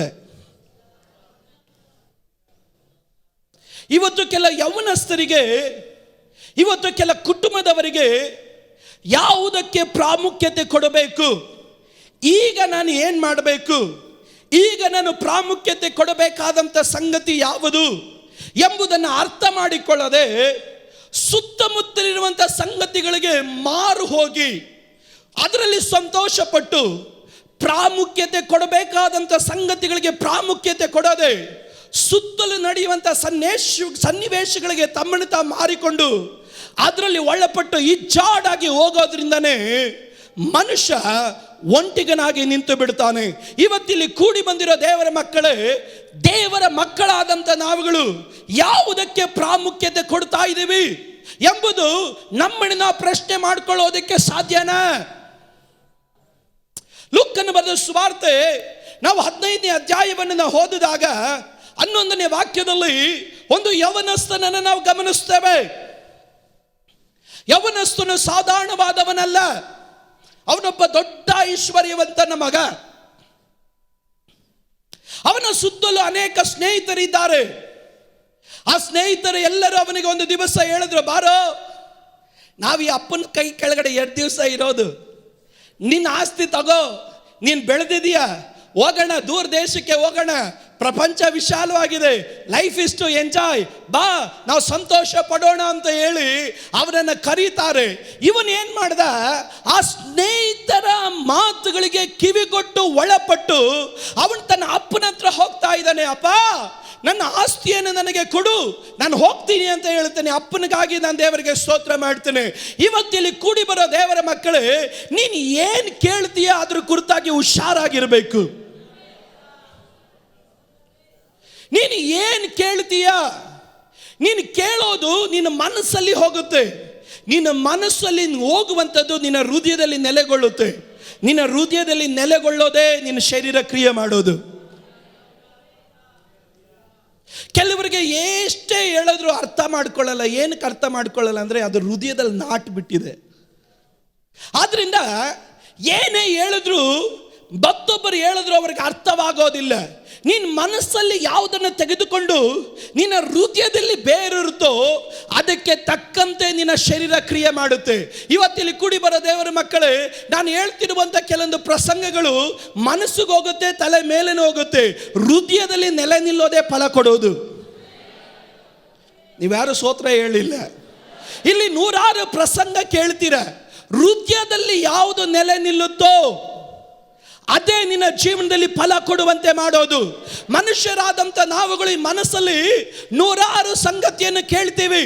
ಇವತ್ತು ಇಲ್ಲಿ ಪ್ರಸಂಗ ನೀವು ಕೇಳ್ತೀರಾ, ಬಾಗ್ಲಲ್ಲಿ ಹೋಗಿದ ತಕ್ಷಣ ಇನ್ನೊಬ್ರು ಏನೋ ಹೇಳ್ತಾರೆ, ಅದನ್ನು ಕೇಳ್ತೀರಾ. ಇಲ್ಲಿಂದ ಹೋಗಿ ನೀವು ಬಸ್ ಸ್ಟ್ಯಾಂಡ್ಗೆ ಹೋದ್ರೆ ಇನ್ನೊಬ್ರು ಏನೋ ಹೇಳ್ತಾರೆ, ಅದನ್ನು ಕೇಳ್ತೀರಾ. ದಾರಿಯಲ್ಲಿ ಹೋಗ್ಬೇಕಾದ್ರೆ ನೀವು ಎಲ್ಲಾದ್ರೂ ಮಟನ್ ಅಂಗಡಿಗೆ ಹೋದ್ರೆ ಅಲ್ಲಿ ಮಾತಾಡೋದು ಅಲ್ಲೂ ಕೇಳ್ತೀರಾ. ಮನೆಗೆ ಹೋದಾಗ ಮನೆ ಒಳಗಡೆ ಹೆಂಡತಿ ಹೇಳೋದನ್ನೆಲ್ಲ ಕೇಳ್ತೀರಾ. ಆದ್ರೆ ಇದ್ರ ಮಧ್ಯದಲ್ಲಿ ನಿನ್ನ ಹೃದಯದಲ್ಲಿ ಯಾವ್ದು ನಾಟಿರುತ್ತೋ ಅದೇ ಪರ್ಮನೆಂಟ್ ಆಗಿ ಉಳಿಯೋದು. ಇವತ್ತು ಕೆಲವರು ವಾಕ್ಯವನ್ನ ಮನಸ್ಸಿಗೆ ತಂದುಕೊಳ್ತಾರೆ, ಹೃದಯಕ್ಕೆ ತಂದುಕೊಳ್ಳಲ್ಲ. ನೀವು ಸ್ತೋತ್ರ ಹೇಳದ ಇದ್ದಾಗ, ಹೌದು ಪಾಸ್ಟರ್ ನೀವು ಹೇಳಿದ್ದು ಕರೆಕ್ಟ್. ಹೌದು, ಕೆಲವರು ವಾಕ್ಯವನ್ನ ಮನಸ್ಸಲ್ಲಿ ತಂದುಕೊಳ್ತಾರೆ, ಆದ್ರಿಂದನೇ ವಾಕ್ಯದ ಪ್ರಕಾರ ಏನಕ್ಕೆ ನಡೆಯಕ್ಕಾಗ್ತಾ ಇಲ್ಲ. ವಾಕ್ಯ ಮನಸ್ಸಲ್ಲಿದೆ ಹೊರತು ಹೃದಯದಲ್ಲಿಲ್ಲ. ಇವತ್ತು ದೇವರ ಮಕ್ಕಳು ಒಂದು ಕಾರ್ಯ ಅರ್ಥ ಮಾಡಿಕೊಳ್ಬೇಕು. ನಿನ್ನ ಮನಸ್ಸು ಎನ್ನುವಂಥದ್ದು ನೀನು ಕೇಳುವಂಥ ಅನೇಕ ಸಂಗತಿಗಳನ್ನು ಒಟ್ಟಾಗಿ ಶೇಖರಿಸುವಂಥ ಒಂದು ಸ್ಟೋರೇಜ್ ರೂಮು. ಇದರ ಒಳಗಡೆ ಪ್ಯೂರಿಫೈ ಆಗಿ ಹೃದಯಕ್ಕೆ ಹೋಗೋದು ಮಾತ್ರನೇ ನೆಲೆಗೊಳ್ಳೋದು. ಕೆಲವರು ಹೃದಯಕ್ಕೆ ಕೆಲವೊಂದು ಸಂಗತಿಗಳನ್ನು ತಂದುಕೊಳ್ತಾರೆ. ಅವರಿಗೆ ಹಂಗಲ್ಲ ಹಿಂಗೆ ಅಂತ ಎಷ್ಟೇ ಹೇಳಿದ್ರು ಅವರು ಬದಲಾಗೋದಕ್ಕೆ ಇಷ್ಟಪಡಲ್ಲ. ಕಾರಣ ಏನು ಗೊತ್ತಾ, ಅದು ಹೃದಯದಲ್ಲಿ ನಾಟು ಬಿಟ್ಟಿರುತ್ತೆ. ನೀವು ಸ್ತೋತ್ರ ಹೇಳಬೇಕು. ಇವತ್ತು ಇಲ್ಲಿ ಕೂಡಿ ಬರೋ ದೇವರ ಮಕ್ಕಳೇ, ನಿನ್ನ ಹೃದಯದಲ್ಲಿ ನಾಟುವಂಥ ಸಂಗತಿಗಳೇ ನಿನಗೆ ಪ್ರಾಮುಖ್ಯವಾಗಿರುತ್ತೆ. ನಾನು ಮತ್ತೊಂದು ಆವರ್ತಿ ಹೇಳ್ತೀನಿ, ನಿನ್ನ ಹೃದಯದಲ್ಲಿ ನಾಟಿರುವ ಸಂಗತಿಗಳೇ ನಿನಗೆ ಪ್ರಾಮುಖ್ಯವಾಗಿರುತ್ತೆ. ವಾಕ್ಯ ನಿನ್ನ ಹೃದಯದಲ್ಲಿ ನಾಟಿರುತ್ತೆ, ನಿನಗೆ ಪ್ರಾಮುಖ್ಯತೆ ದೇವರ ವಾಕ್ಯ. ಗಟ್ಟಿಯಾಗೊಂದು ಆಮೇಲೆ ನಿನ್ನ ಹೃದಯದಲ್ಲಿ ಸಭೆ ನಾಟಿರುತ್ತಾ, ನಿನಗೆ ಪ್ರಾಮುಖ್ಯತೆ ದೇವರ ಸಭೆ. ನಿನ್ನ ಹೃದಯದಲ್ಲಿ ಹಣ ನಾಟಿರುತ್ತಾ, ಹಣ ನಿನಗೆ ಪ್ರಾಮುಖ್ಯತೆ.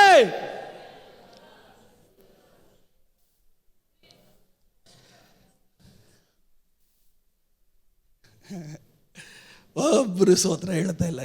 ಇವಾಗ ಸ್ಕ್ಯಾನಿಂಗ್ ಮಿಷಿನ್ ಇಲ್ಲಿ ನಡೀತಾ ಇದೆ, MRI ಎಲ್ಲ ನಡೀತಾ ಇದೆ. ನನ್ನ ಹೃದಯದಲ್ಲಿ ಏನಾಯ್ತಪ್ಪ ಅಂತ. ಹೌದು, ನಿಮ್ಮ ಹೃದಯದಲ್ಲಿ ಏನಿದೆಯೋ ನಿನಗೆ ಸ್ತೋತ್ರ ಹೇಳ್ಬೇಕನ್ನೋದು ಪ್ರಾಮುಖ್ಯತೆ ಇದೆಯಾ? ಅದು ನಿನ್ನ ಹೃದಯದಲ್ಲಿ ನಾಟಿದೆಯಾ? ಯಾರು ಸ್ತೋತ್ರ ಹೇಳಿದ್ರು ಹೇಳದೆ ಹೋದ್ರು ನೀನು ಹೇಳಿರ್ತೀಯ. ಕಾರಣ ಅದು ನಿನ್ನ ಹೃದಯದಲ್ಲಿ ಇರೋದು. ಇವತ್ತಿಲ್ಲಿ ಕೂಡಿ ಬರೋ ದೇವ್ರ ಮಕ್ಕಳೇ, ದೇವರಿಗೆ ದಶಾಂಶ ಕೊಡೋದಿಲ್ಲ ಅಂತ ನಿನ್ನ ಹೃದಯದಲ್ಲಿ ತೀರ್ಮಾನ ಇದ್ರೆ, ಕೋಟಿ ರೂಪಾಯಿ ಬಂದರೂ ಒಂದು ಪೈಸಾ ಸಭೆ ಕೊಡಲ್ಲ. ಕಾರಣ ನಿನ್ನ ಹೃದಯದಲ್ಲಿ ನಾಟಿರೋದೇ ನಿನ್ನ ಶರೀರ ಕ್ರಿಯೆ ಮಾಡೋದು. ಇವತ್ತಿಲ್ಲಿ ಕೂಡಿ ಬರೋ ದೇವರ ಮಕ್ಕಳು ಒಂದು ಕಾರ್ಯ ಅರ್ಥ ಮಾಡಿಕೊಳ್ಬೇಕು. ನಿನ್ನ ಹೃದಯದಲ್ಲಿ ಯಾವುದಕ್ಕೆ ಪ್ರಾಮುಖ್ಯತೆ ಕೊಡಬೇಕು ಅದಕ್ಕೆ ಮೊದಲು ಪ್ರಾಮುಖ್ಯತೆ ಕೊಡಬೇಕು. ನಿನ್ನ ಸುತ್ತಮುತ್ತಲಿರುವಂಥ ಸಂಗತಿಗಳಿಗಲ್ಲ. ಲೋಕದಲ್ಲಿ ಅನೇಕ ಕಾರ್ಯಗಳಿದೆ. ನಿಮಗೆ ಫಿಲಿಮ್ ಇದೆ, ಚಲನಚಿತ್ರ ನಟರಿದ್ದಾರೆ, ಬಿಸ್ನೆಸ್ ಇದೆ, ಸ್ಥಾನ ಇದೆ, ಹೊಗಳಿಕೆ ಇದೆ, ಟ್ರಿಪ್ ಹೋಗೋರು ಇದ್ದಾರೆ, ರೌಂಡ್ ಹೊಡಿಯೋರು ಇದ್ದಾರೆ. ಯಾವುದು ನಿನಗೆ ಪ್ರಾಮುಖ್ಯತೆ? ದೇವರ ಮಕ್ಕಳು ನಿನ್ನ ಪ್ರಾಮುಖ್ಯತೆ ಕಂಡುಕೊಳ್ಬೇಕು. ನಿನ್ನ ಹೃದಯದಲ್ಲಿ ಯಾವುದಕ್ಕೆ ನೀನು ಪ್ರಾಮುಖ್ಯತೆ ಕೊಡ್ತಿರ್ಯೋ ಅದಕ್ಕೆ ತಕ್ಕಂತೆ ನಿನ್ನ ಶರೀರ ಆಕ್ಟ್ ಮಾಡುತ್ತೆ, ನಿನ್ನ ಬಾಯಿ ಮಾತಾಡುತ್ತೆ. ಕಾರಣ ಬೈಬಲ್ ಹೇಳುತ್ತೆ, ಹೃದಯ ತುಂಬಿದೆ. ಗಟ್ಟಿಯಾಗಿ ಹೇಳಬೇಕು, ಹೃದಯ ತುಂಬಿದೆ. ಗಟ್ಟಿಯಾಗಿ ಹೇಳ್ರಿ, ಹೃದಯ ತುಂಬಿದೆ. ಇವತ್ತಿಲ್ಲಿ ಕೂಡಿ ಬರೋ ದೇವರ ಮಕ್ಕಳೇ, ನಿನ್ನ ಪ್ರಾಮುಖ್ಯತೆ ನಿನ್ನ ಹೃದಯದಲ್ಲಿ ಏನು ನಾಟಿರುತ್ತೋ ಅದು ನಿನ್ನನ್ನು ಒಂಟಿಗನಾಗಿ ಮಾಡಬಹುದು, ಅದು ನಿನ್ನನ್ನು ದೇವರ ಸಂಗಡ ನಡೆಸಬಹುದು.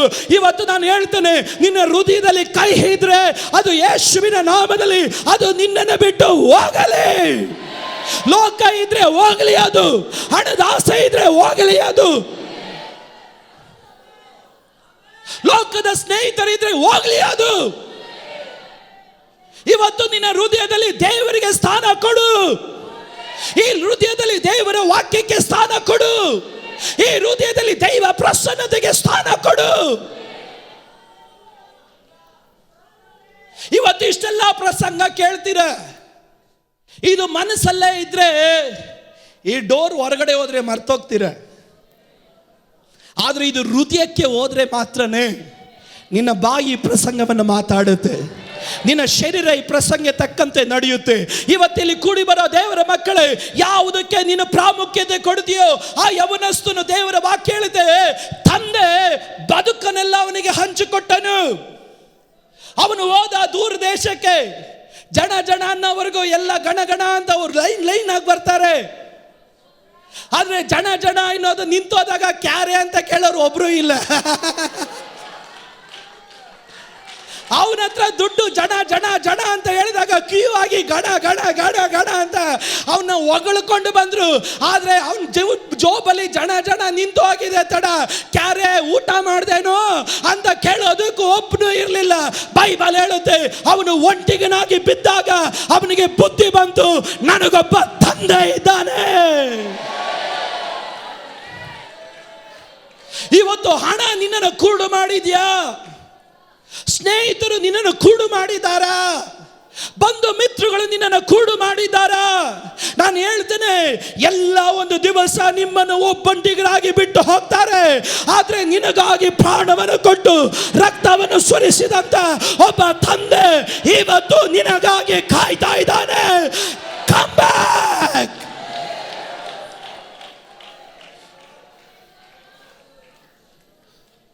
ನಿನ್ನ ಹೃದಯದಲ್ಲಿ ನೀನು ಕೊಡುವಂಥ ಪ್ರಾಮುಖ್ಯತೆಗಳು ಅದು ನಿನ್ನನ್ನು ಒಂಟಿಗನಾಗಿ ಮಾಡುತ್ತೆ. ಗಟ್ಟಿಯಾಗಿ ಹೇಳ್ರಿ, ನಾನು ಒಂಟಿಯಲ್ಲ. ಗಟ್ಟಿಯಾಗಿ ಹೇಳಬೇಕು, ನಾನು ಒಂಟಿಯಲ್ಲ.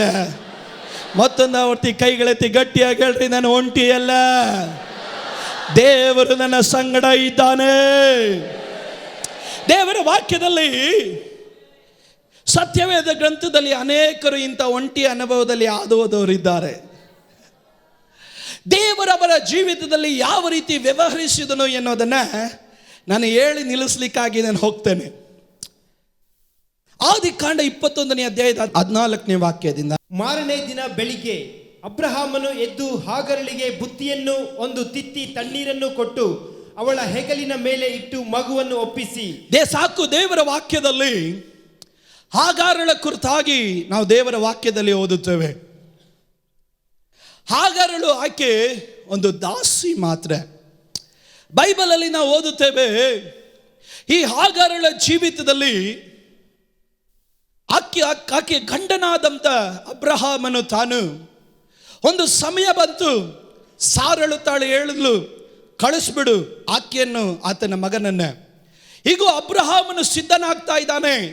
ಬೈಬಲಲ್ಲಿ ನಾವು ಈ ರೀತಿಯ ಹೋಗ್ತೇವೆ, ಮಾರನೇ ದಿನ ಬೆಳಗ್ಗೆ ಅಬ್ರಹಾಮನು ಎದ್ದು ಹಾಗರಳಿಗೆ ಎಂಬುದಾಗಿ. ಹಾಗರಳು ಮಗನ ಸಂಗಡ ಗಂಡನ ಸಂಗಡ ಒಂದು ಸಂತೋಷವಾದ ಜೀವಿತವನ್ನು ನಡೆಸ್ತಾ ಇದ್ದಾಳೆ. ಒಂದು ಸಂತೋಷವಾದ ಜೀವಿತವನ್ನು ನಡೆಸುತ್ತಿದ್ದಂಥ ಸಮಯದಲ್ಲಿ ಈಕೆ ಮಾಡದಿರುವಂಥ ಒಂದು ತಪ್ಪಿನ ಫಲವಾಗಿ ಈಕೆ ಮೇಲೆ ಒಂದು ಆಪಾದನೆ, ಒಂದು ಶಿಕ್ಷೆ ಆಕೆ ಮೇಲೆ ಇಳಿದು ಬರ್ತಾ ಇದೆ. ಎಲ್ಲ ಮುಂಜಾನೆಯ ಹಾಗೆ ಆಕೆ ಚಿಂತೆ ಮಾಡಲು, ಈ ದಿನನೂ ನನಗೆ ಆಶೀರ್ವಾದದ ದಿನ, ಈ ದಿನನೂ ನನಗೆ ಅನುಗ್ರಹದ ದಿನ, ಈ ದಿನವೂ ನನಗೆ ಸಂತೋಷದ ದಿನ ಎಂದು ಆಕೆ ಮುಂಜಾನೆಯಕ್ಕೆ ಎದ್ದು ತನ್ನ ಡೈರಿಯಿಂದ ಹೊರಗಡೆ ಬರುತ್ತಿರುವಂಥ ಒಂದು ಸಮಯದಲ್ಲಿ ಬೈಬಲಲ್ಲಿ ನಾವು ಓದುತ್ತೇವೆ, ಈಗ ಅಬ್ರಹಾಮನು ತನ್ನ ಬಾಗಿಲ ಮುಂದೆ ನಿಂತುಕೊಂಡಿದ್ದಾನೆ. ಬಾಗಿಲ ಮುಂದೆ ನಿಂತುಕೊಂಡು ಹಾಗಾರಳಿಗೆ ಒಂದು ಸ್ವಲ್ಪ ರೊಟ್ಟಿಯನ್ನ, ಒಂದು ಬುತ್ತಿ ನೀರನ್ನು ಕೊಟ್ಟು ಮಗನನ್ನ ಕೈಯಲ್ಲಿ ಒಪ್ಪಿಸಿ ಹೇಳ್ತಾ ಇದ್ದಾನೆ, ನೀನು ಹೋಗು, ಇಲ್ಲಿಂದ ನೀನು ಇರಬೇಡ ಎಂದು ಕಳಿಸಿ ಬಿಡುತ್ತಾ ಇದ್ದಾನೆ. ಹಾಗಾರಳು ಆಕೆ ಚಿಂತೆ ಮಾಡಲು, ಆಕೆ ಒಂದು ಕಾಲದಲ್ಲೂ ನೆನೆಸಲಿಲ್ಲ, ಈ ದಿನ ನನ್ನನ್ನು ಒಂಟಿಗನಾಗಿ ಮಾಡುವಂಥ ದಿನ, ಈ ದಿನ ನನ್ನ ಜೀವಿತದಲ್ಲಿ ಎಲ್ಲರಿಂದ ದೂರ ಆಗತಕ್ಕಂಥ ದಿನ. ಸ್ನೇಹಿತರಿದ್ದಾರೆ, ಬಂಧು ಮಿತ್ರರಿದ್ದಾರೆ, ಅಣ್ಣ ತಮ್ಮ ಸಂಬಂಧರಿದ್ದಾರೆ, ಎಲ್ಲ ಇದ್ದಾರೆ. ಆದರೆ ಈಗ ನನಗೆ ಯಾರು ಇಲ್ಲದಂತೆ ಒಂಟಿಯಾಗಿ ಮಾಡುವಂತ ಒಂದು ದಿನ ಬರುತ್ತೆ ಎಂದು ಹಾಗರಳು ಯಾವತ್ತೂ ಆಕೆ ನೆನೆಸಲಿಲ್ಲ. ಇವತ್ತಿಲ್ಲಿ ಕೂಡಿ ಬರುವ ದೇವರ ಮಕ್ಕಳೇ, ಒಂದು ಪಕ್ಷ ನಿಮ್ಮ ಜೀವಿತಗಳಲ್ಲೂ ನೀವು ನೆನೆಸದಿರುವಂತ ಅನೇಕ ಮುಂಜಾನೆಯ ದಿನಗಳು, ನಿಮ್ಮನ್ನು ಒಂಟಿಗರಾಗಿ ಮಾಡತಕ್ಕಂಥ ಅನುಭವಗಳು ನಿಮ್ಮ ಜೀವಿತದಲ್ಲಿ ಬಂದಿರಬಹುದು. ಒಂದು ಪಕ್ಷ ನೀವು ಆಲೋಚಿಸಿರ್ಬೋದು, ಈ ದಿನ ನನಗೆ ಆಶೀರ್ವಾದದ ದಿನವಾಗಿರುತ್ತೆ, ಈ ದಿನ ನನಗೆ ಅನುಗ್ರಹದ ದಿನವಾಗಿರುತ್ತೆ, ಈ ದಿನ ನನಗೆ ದೇವರ ಮಹಿಮೆಯನ್ನ ಕಾಣುವಂತ ಒಂದು ದಿನವಾಗಿರುತ್ತೆ ಎಂದು ಸಂತೋಷವಾಗಿ ಆರ್ಭಟದಿಂದ ಮನೆಯ ಬಾಗಿಲಿನ ಹೊರಗಡೆ ಬಂದಂತ ನೀನು ಕೆಲಸಕ್ಕೆ ಹೋದಾಗ, ಸಂಬಂಧಿಕರ ಮನೆಗೆ ಹೋದಾಗ, ಕಾಲೇಜಿಗೆ ಹೋದಾಗ, ನಿನ್ನ ಬಂಧು ಮಿತ್ರಗಳ ಬಳಿಯಲ್ಲಿ ಹೋದಾಗ, ನೀನು ನೆನೆಸದೇ ಇರುವಂತ, ನಿನ್ನನ್ನು ಒಂಟಿಗನಾಗಿ ಮಾಡತಕ್ಕಂತ ಅನೇಕ ಸಂಗತಿಗಳು ಇವತ್ತು ನಿನ್ನ ಜೀವನದಲ್ಲಿ ಬಂದಿರಬಹುದು. ಆದರೆ ಒಂದು ಶುಭ ವಾರ್ತೆ ನಿನ್ನ ಜೀವನದಲ್ಲಿ ಇದೆ. ಯಾವ ಮುಂಜಾನೆ ನೀನು ಒಬ್ಬಂಟಿಗನಾಗ್ತೀಯೋ, ನೀನು ದೇವರಿಂದ ಕಂಡಲ್ಪಟ್ಟವನಾಗಿದ್ರೆ ಒಂದು ರಾತ್ರಿ ಬರೋದ್ರೊಳಗೆ ನಿನಗಾಗಿ ಒಂದು ವಾಗ್ದಾನ ಬಂದಿರುತ್ತೆ.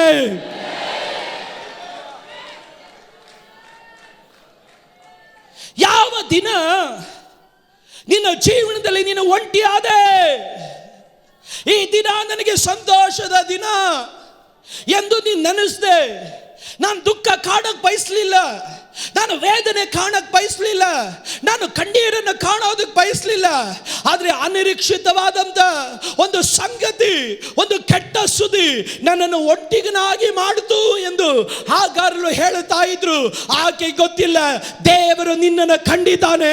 ನಿನ್ನನ್ನು ಕಂಡ ದೇವರು ಅದೇ ದಿನ ಕತ್ತಲು ಬರೋದ್ರ ಒಳಗೆ ನಿನ್ನನ್ನು ದೇವರು ಒಂಟಿಗನಾಗಿ ಬಿಡೋದಿಲ್ಲ. ದೇವರು ನಿನ್ನನ್ನು ಸ್ಥಿರಪಡಿಸುವ ದೇವರು. ಇವತ್ತು ಈ ತಿಂಗಳು ಆರಂಭಿಸಬೇಕಾದ್ರೆ ಅನೇಕರು ಒಂಟಿತನದಲ್ಲಿ ಆರಂಭಿಸ್ರಿ. ಹಾಗರಳ ಹಾಗೆ ನೀವು ಚಿಂತೆ ಮಾಡಿದ್ರಿ.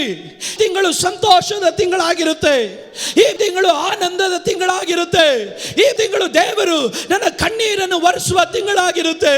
ಆದ್ರೆ ಆರಂಭಿಸಿದಾಗಲೇ ನಿಮಗೆ ಗೊತ್ತಿಲ್ಲದಿರುವಂತ ವಾರ್ತೆಗಳು ನಿಮ್ಮನ್ನು ಎಲ್ಲದರಿಂದ ಒಂಟಿಗನಾಗಿ ಮಾಡತಕ್ಕಂತ ಪರಿಸ್ಥಿತಿಗಳು ಬಂದಿರಬಹುದು. ಆದ್ರೆ ನಿಮಗೊಂದು ಶುಭ ವಾರ್ತೆ ಇದೆ. ಈ ತಿಂಗಳು ಮುಗಿಯೋದ್ರೊಳಗಾಗಿ ದೇವರು ನಿನ್ನನ್ನ ವಾಗ್ದಾನವನ್ನು ಕೊಟ್ಟು ದೇವರು ನಿನ್ನನ್ನ ಸ್ಥಿರಪಡಿಸುವ ದೇವರು. ಆದ್ರಿಂದ ದೇವರು ಹೇಳಿದ್ರು, ನಂಬಿಕೆಯಿಂದ ನಿನ್ನ ಮುಂದಕ್ಕೆ ಸಾಗು. ಆಕೆ ವಾದಿಸೋದಕ್ಕೆ ಹೋಗ್ಲಿಲ್ಲ. ಏನಕ್ಕೆ ದೇವರೇ ನನ್ನ ಜೀವನದಲ್ಲಿ ಈ ರೀತಿ, ಏನಕ್ಕಪ್ಪ ನನ್ನ ಕುಟುಂಬದಲ್ಲಿ ಈ ರೀತಿ, ನಾನೇನು ತಪ್ಪು ಮಾಡಿದೆ? ಹಾಗಾರಳೆ ನೀನು ಒಂಟಿ ಆಗೋದು ಏನಕ್ಕಾಗಿ ಗೊತ್ತಾ? ಹಾಳಾಗೋದಕ್ಕಲ್ಲ, ನನ್ನನ್ನು ನೀನು ಕಾಣ್ತೀಯ. ನಿನ್ನ ಮೇಲಿರೋ ಮರೆಯಾಗಿರುವಂಥ ವಾಗ್ದಾನ ಪ್ರಕಟ ಆಗೋದಕ್ಕಾಗಿ ನೀನು ಒಂಟಿಗನಾಗಬಹುದು. ಆದರೆ ನಿನ್ನನ್ನು ಶೂರಿನ ಅರಣ್ಯದಲ್ಲಿ ಕಂಡಂತ ಒಬ್ಬ ದೇವರಿದ್ದಾನೆ. ಹಾಗಾರಳೆ ಇದು ನಿನ್ನ ಜೀವನದ ಮೊದಲೇ ಅನುಭವ ಅಲ್ಲ.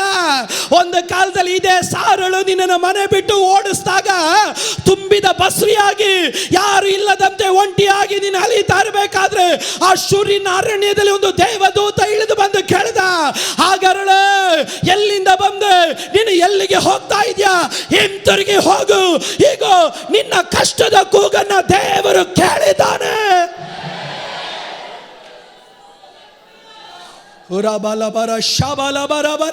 ಇವತ್ತಿಲ್ಲಿ ಕೂಡಿ ಬರೋ ದೇವರ ಮಕ್ಕಳೇ, ಅಲದಾಡುವಿಕೆ ಅಲದಾಡುವಿಕೆ ಅಲದಾಡುವಿಕೆ ಅಲದಾಡುವಿಕೆ ಯಾವಾಗಲೂ ನಿನ್ನನ್ನು ಒಂಟಿಗನಾಗಿ ಮಾಡುವಂತ ಅನುಭವಕ್ಕೆ ಇವತ್ತು ಯೇಸುವಿನ ನಾಮದಲ್ಲಿ ನುಡಿತಾನೆ. ಈ ತಿಂಗಳಲ್ಲಿ ದೇವರು ನಿನಗಾಗಿ ಒಂದು ಫುಲ್ ಸ್ಟಾಪ್ ಹಾಕ್ಲಿಕ್ಕಾಗಿ ಹೋಗ್ತಾನೆ. ನಂಬರ್ ಮಾತ್ರ ಗಟ್ಟಿಯಾಗಿ ಒಂದು amen.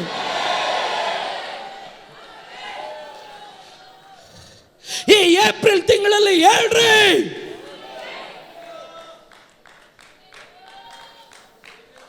I'm going to move forward. ಗಂಡ ಕೊಟ್ಟಂತ ರೊಟ್ಟಿಯನ್ನು ತಗೊಂಡು ಆ ನೀರನ್ನು ತಗೊಂಡು ಹಾಗರಳು ಬೇರ್ಷೆಬಾ ಮರುಭೂಮಿಯಲ್ಲಿ ನಡೀತಾ ಇದ್ದಾಳೆ. ಆಕೆ ನಡೆದು ಮುಂದಕ್ಕೆ ಹೋಗ್ತಾ ಇದ್ದಾಳೆ. ಮಗ ಇಸ್ಮಾಯೇಲನ ಜೊತೆ ಇದ್ದಾನೆ. ಬೈಬಲ್ ಹೇಳುತ್ತೆ, ಅವರಿಗೆ ಅಪ್ಪ ಕೊಟ್ಟಂತ ರೊಟ್ಟಿ, ಅಪ್ಪ ಕೊಟ್ಟಂತ ನೀರು ಎಲ್ಲ ಮುಗಿದು ಹೋಯಿತು. ಬೈಬಲಲ್ಲಿ ನಾವು ಓದುತ್ತೇವೆ, ಆಕೆ ಅಲಿಯುತ್ತಿದ್ದಳು ಅಂತ ದೇವರ ವಾಕ್ಯ ಹೇಳುತ್ತದೆ. ಅಲಿಯುತ್ತಿದ್ದಳು, ಎಲ್ಲಿ ನಿಲ್ಬೇಕು, ಎಲ್ಲಿ ತಲೆಗೆ ತಕ್ಕಬೇಕು, ಎಲ್ಲಿ ಆಶ್ರಯ ಪಡಿಬೇಕಂತ ಗೊತ್ತಾಗ್ತಾ ಇಲ್ಲ. ಅಲಿತಾ ಇದ್ದಾಳೆ, ಅಲಿತಾ ಇದ್ದಾಳೆ, ಅಲಿತಾ ಇದ್ದಾಳೆ, ಅಲಿತಾ ಇದ್ದಾಳೆ. ಈಗ ಅಲಿಯೋದ್ರ ಮಧ್ಯದಲ್ಲಿ ಒಂದು ಘಟನೆ ನಡೆಯಿತು. ಏನು? ಮಗ ಹೇಳ್ದ, ಅಪ್ಪ ಅಮ್ಮ ನಾನು ನಡೆಯಕ್ಕಾಗಲ್ಲಮ್ಮ, ನನಗೆ ಊಟ ಬೇಕು, ಊಟ ಇಲ್ಲ, ನೀರು ಬೇಕು, ನೀರಿಲ್ಲ. ಐದ್ ಕಡೆ ಅಲಿದಾಡುವಿಕೆ, ಹತ್ ಕಡೆ ಹೆಲ್ಲುಯ ಎದ್ದು ನಡೆಯೋದಕ್ಕೆ ಬಲ ಇಲ್ಲ. ಈಗ ಒಂದು ಮರದ ಕೆಳಗಡೆ ಮಗನನ್ನು ಮಲಗಿಸಿ ಕಲ್ಲೆಸೆಯುವ ದೂರದಲ್ಲಿ ಹೋಗಿ ಅಲ್ಲೆಲೂಯ ಹಾಗರಳಾಳ್ತಾ ಇದ್ದಾಳೆ. ಶೂರಿನ ಮರುಭೂಮಿಯಲ್ಲಿ ನನಗೆ ವಾಗ್ದಾನ ಮಾಡಿದ ದೇವರೇ,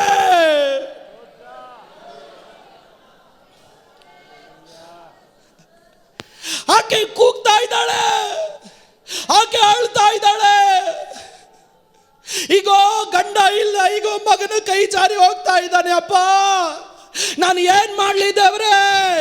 ಶೂರಿನ ಮರುಭೂಮಿಯಲ್ಲಿ ವಾಗ್ದಾನ ಮಾಡಿದ ದೇವರೇ ಎಂದು ಕೂಗಿ ಕರಿಬೇಕಾದ್ರೆ ನನಗೆ ಬಹಳ ಸಂತೋಷ ಕೊಟ್ಟಂತ ಕಾರ್ಯ ಏನ್ ಗೊತ್ತಾ? ದೂತ ಆರಾಮಾಗಿ ಇಳಿದು ಬಂದು ಹೇಳ್ತಾ ಇದ್ದಾನೆ, ಹಾಗಾರಳೆ ಏನಾಯ್ತು?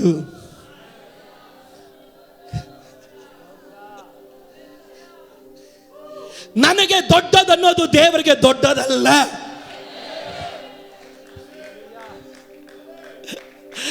ದೇವರು ದೂತ ಇಳಿದು ಬಂದು ಹೇಳ್ತಾನೆ, ಏನಾಯ್ತಮ್ಮ? ಇಷ್ಟೆಲ್ಲ ನಡೆದಿರೋದು ಗೊತ್ತಿಲ್ವಾ? ಏನಾಯ್ತಮ್ಮ? ಈಗ ನನ್ನ ಜೀವನದಲ್ಲಿ ನಡೀತಾ ಇರೋದು ನಿನಗೆ ಗೊತ್ತಿಲ್ವಾ? ಏನಾಯ್ತಮ್ಮ? ಇವತ್ತು ದೇವರು ನಿನ್ನನ್ನು ನೋಡಿ ಹೇಳ್ತಾನೆ, ಪಾಸ್ಟರ್ ನನ್ನ ಕುಟುಂಬದಲ್ಲಿ ಇಷ್ಟೆಲ್ಲ ದೊಡ್ಡದಾಯ್ತು. ದೇವರು ಕೇಳ್ತಾನೆ, ಏನಾಯ್ತು? ನನ್ನ ಮಕ್ಕಳ ಜೀವನದಲ್ಲಿ ಈ ರೀತಿ ಆಯ್ತಲ್ಲ ಪಾಸ್ಟರ್. ದೇವ್ರು ಕೇಳ್ತಾನೆ, ಏನಾಯ್ತು? ನಿನಗೆ ಗೊತ್ತಿಲ್ವಾ? ಏನಾಯ್ತು? ನೀನ್ ಚಿಂತೆ ಮಾಡ್ತೀಯ ಎಲ್ಲ ಔಟ್ ಆಫ್ ಕಂಟ್ರೋಲ್ ಅಂತ. ಬಟ್ ದೇವರು ಇವತ್ತು ನಿಯಂತ್ರಣದಲ್ಲಿ ಇದ್ದಾನೆ. ಇವತ್ತು ನೀನ್ ಕೇಳಬಹುದು ಏನೋ ದೊಡ್ಡದಾಯ್ತು ಅಂತ. ಅರೆ ದೇವ್ರು ಹೇಳ್ತಾನೆ, ನಿನಗಿನ್ನ ಏನು ಆಗ್ಲಿಲ್ಲ. ನನ್ನ ಅನುಮತಿ ಇಲ್ಲದೆ ನಿನ್ನ ತಲೆಯಿಂದ ಒಂದು ಕೂದಲು ಕೆಳಗಡೆ ನಂಬೋರು ಯಾರಾದ್ರೂ ಗಟ್ಟಿಯಾಗಿ ದೇವರಿಗೆ ಸ್ತೋತ್ರ ಹೇಳ್ರಿ. ದೇವರ ಚಿತ್ತ ಇಲ್ಲದೆ, ದೇವರ ಅನುಮತಿ ಇಲ್ಲದೆ ನಿನ್ನ ತಲೆಯಿಂದ ಒಂದು ಕೂದಲು ಕೆಳಗಡೆ ಬೀಳೋದಕ್ಕೆ ನನ್ನ ದೇವರು ಅನುಮತಿ ಕೊಡೋದಿಲ್ಲ. ಹಾಗಾದ್ರೆ ಏನಾಯ್ತು?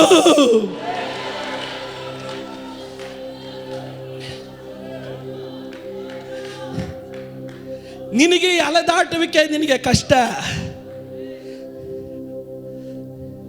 ನಿನಗೆ ಅಲೆದಾಟುವಿಕೆ ನೋವು, ನಿನಗೆ ಅಲೆದಾಟುವಿಕೆ ಮನಸ್ಸನ್ನು ತಿಂತಾ ಇದೆ. ಆದರೆ ದೇವರು ಹೇಳ್ತಾನೆ, ಏನಾಯ್ತು ನಿನಗೆ? ಏನಾಯ್ತು ನಿನಗೆ? ಏನಾಯ್ತು ನಿನಗೆ? ಇವತ್ತು ದೇವರು ಕೆಲವರು ನಿಮ್ಮನ್ನು ನೋಡ್ಕೊಂಡು ಅದನ್ನೇ ಹೇಳ್ತಾ ಇರೋದು. ನಾನು ಕೆಲಸ ಮಾಡೋದು ನಿಲ್ಲಿಸ್ಲಿಲ್ವಲ್ಲ, ಏನಾಯ್ತು ನಿನಗೆ? ನಾನು ಅದ್ಭುತ ಮಾಡೋದನ್ನು ನಿಲ್ಲಿಸ್ಲಿಲ್ವಲ್ಲ, ಏನಾಯ್ತು ನಿನಗೆ? ನಾನು ನಿನ್ನನ್ನು ಒಂಟಿಗನಾಗಿ ಬಿಡ್ಲಿಲ್ವಲ್ಲ, ಏನಾಯ್ತು ನಿನಗೆ? ನೀನು ಪ್ರತಿಕೂಲಗಳಲ್ಲಿ ಬೆಂಕಿಯಲ್ಲಿ ಜಲರಾಶಿಗಳಲ್ಲಿ ಹಾದು ಹೋದಾಗ ಯಾವುದು ನಿನ್ನನ್ನು ಮುಳುಗಿಸ್ಲಿಲ್ವಲ್ಲ, ಏನಾಯ್ತು ನಿನಗೆ? ಏನಾಯ್ತು ನಿನಗೆ? ಸ್ತೋತ್ರ ಹೇಳಕ್ ಆಗ್ತಾ ಇಲ್ವಾ? ಇವತ್ತು ಯಾರಾದ್ರೂ ಗಟ್ಟಿಯಾಗಿ ಸ್ತೋತ್ರ ಹೇಳ್ರಿ. ನನ್ನ ದೇವರು ನನ್ನ ಸಂಗಡ ಇದ್ದಾನೆ, ನಾನು ಒಂಟಿಗನಲ್ಲ.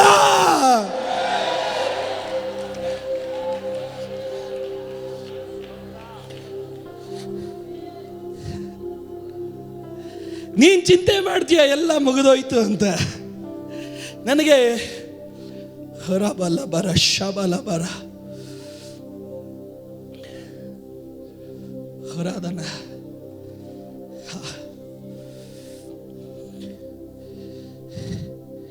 ಇವತ್ತು ಎಲ್ಲ ಮುಗಿದೋಯ್ತು ಅನ್ನುವಂಥ ಸೈತಾನನ್ನು ನೋಡಿಕೊಂಡು ಗಟ್ಟಿಯಾಗಿ ಹೇಳ್ರಿ,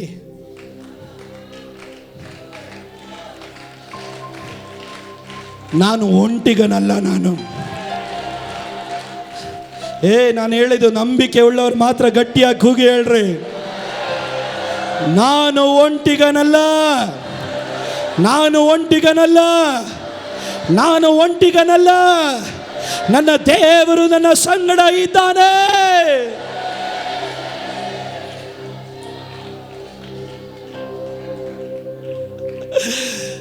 ದೇವದೂತನು ಬಂದ. ಏನಾಯ್ತು ಆಗರಳೆ? ಏನಾಯ್ತು? ಆ ಹುಡುಗನ ಕೈ ಹಿಡ್ಕೋ, ಅವನನ್ನು ನೀನು ಕೈ ಬಿಡಬೇಡ. ನೀನು ಇವತ್ತು ಅವನು ಒಂಟಿಯಾಗಿ ನೀನು ಕಾಣ್ತಾ ಇರಬಹುದು, ಆದರೆ ಇವನಿಂದ ನಾನು ದೊಡ್ಡ ಜನಾಂಗವಾಗತಕ್ಕಂತೆ ನಾನು ಮಾಡ್ತೇನೆ.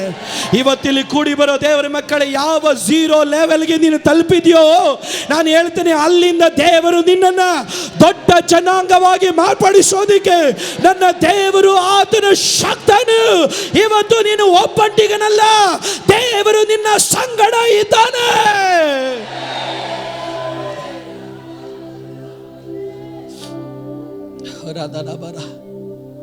ಬೈಬಲಲ್ಲಿ ಬಹಳ ಸುಂದರವಾದಂಥ ಒಂದು ಕಾರ್ಯ ಏನು ಗೊತ್ತಾ? ಬೈಬಲ್ ಹೇಳುತ್ತೆ, ಆಕೆ ಕಣ್ಣನ್ನ ದೇವರು ತೆರೆದನು. ಅದ ಪದನ ನಾನು ಮರೆಯಕ್ಕಾಗೋದಿಲ್ಲ. ಎಲ್ಲೆಲ್ಲಿ ದೇವರು ದೊಡ್ಡವನು ಅಂತ ದೇವರು ತೋರ್ಸೋಕೆ ದೇವ್ರು ಬಯಸ್ತಾನ, ಫಸ್ಟ್ ದೇವ್ರು ತೆರೆಯೋದೇನು ಗೊತ್ತಾ? ಕಣ್ಣು. ಒಂದು ಸಾರಿ ಶಿಷ್ಯ ಓಡ್ ಬಂದ, ಪ್ರಭುವೇ ಮುಗ್ದೋಯ್ತು ನಮ್ಮ ಕತೆ ಅಂತ ಹೇಳಿದಾಗ ದೇವರು ಎಲೀಷ ಹೇಳ್ದ, ದೇವರೇ ಫಸ್ಟ್ ಇವನ್ ಕಣ್ಣನ್ನು ತೆರಿ ದೇವರೇ, ಅಲ್ಲಿ ಇವನು ಗೊತ್ತಾಗ್ಲಿ ನಾನು ಒಬ್ಬಂಟಿಗನಲ್ಲ, ದೇವದೂತರ ಸೈನ್ಯ ನನ್ನ ಸುತ್ತಲೂ ಇದೆ. ಉಜ್ಜಿಯ ಸತ್ತು ಹೋದ, ಯಶ ಅಳ್ತವನೆ, ಅಪ್ಪ ಪಾಸ್ಟರ್ಗೆ ಸಪೋರ್ಟ್ ಆದವ್ರು ಯಾರು ಇಲ್ಲಲ್ಲಪ್ಪ, ದೇವರೇ ನನ್ನನ್ನು ಒಬ್ಬಂಟಿಗನಾಗಿ ಮಾಡ್ದಲ್ಲಪ್ಪ. ದೇವರು ಹೇಳ್ದ ಫಸ್ಟ್ ಅವನು ಕಣ್ಣು ತೆರಿ ಅಂತ. ಅವನು ಕಣ್ಣು ತೆರೆದಿದೆ ತಡ, ಅವನು ಏನು ನೋಡಿದ ಗೊತ್ತಾ? ಪರಲೋಕದಲ್ಲಿ ಉನ್ನತ ಉನ್ನತ ಸಿಂಹಾಸನದಲ್ಲಿ ಆಸೀನ ರೂಢನಾಗಿರುವಂಥ ದೇವರನ್ನ ಅವನು ಕಂಡ. ಅವನು ಕಂಡಾಗ ಹೇಳ್ದ, ಇನ್ನ ಯಾರು ನನ್ನನ್ನು ಇದ್ರೂ ನನಗಿಲ್ಲದೆ ಹೋದ್ರು ದೇವರು ನನಗೆ ಸಾಕು. ಇವತ್ತು ದೇವರು ಮಾಡುವಂಥ ಕೆಲಸ ಏನು ಗೊತ್ತಾ? ಕಣ್ಣು ದೇವರು ತೆರೀತಾನೆ. ಏನಕ್ಕೆ ದೇವರು ಕಣ್ಣು ತೆರೀತಾನೆ ಗೊತ್ತಾ? ಈ ಹೊರಗಡೆ ಕಣ್ಣು ಯಾವಾಗಲೂ ಕಾಣೋದು ಪ್ರತಿಕೂಲನೇ, ನಿಂದೇನೆ, ಹೋರಾಟನೇ, ಅವಮಾನನೇ, ಇಕ್ಕಟ್ಟುಗಳೇ. ಅವ್ರು ಹಂಗಂದ್ರು ಇವ್ರು ಹಂಗಂದ್ರು ಹೇಳಿದ್ರು ಇದೇ ಕಾಣುತ್ತೆ. ಆದರೆ ಯಾವಾಗ ಈ ಮನ ಕಣ್ಣು ತೆರೆಯುತ್ತೋ ನೀನು ನೋಡೋದು ಅವರು ಇವ್ರನ್ನೆಲ್ಲ, ನೀನು ನೋಡೋದು ದೇವರು ನಿನಗಾಗಿ ಸಿದ್ಧ ಮಾಡುವಂತ ಒದಗಿಸುವಿಕೆಗಳನ್ನು ನೀನು ನೋಡುತ್ತೀಯ. ಇವತ್ತಿಲ್ಲಿ ಕೂಗಿ ಹೇಳ್ತೇನೆ, ಈ ದಿನ ಕೆಲವರ ಮನ ಕಣ್ಣು ತೆರೆಯಲಿ. ಇವತ್ತು ದೇವರು ನಿನಗಾಗಿ ವರತೆ ಸಿದ್ಧ ಮಾಡಿಟ್ಟಿರೋದು, ದೇವರು ನಿನಗಾಗಿ ಮಾಡಿದ ವಾಗ್ದಾನಗಳನ್ನ ಕಾಣತಕ್ಕಂತೆ ನಿನ್ನ ಕಣ್ಣು ತೆರೆಯಲಿ.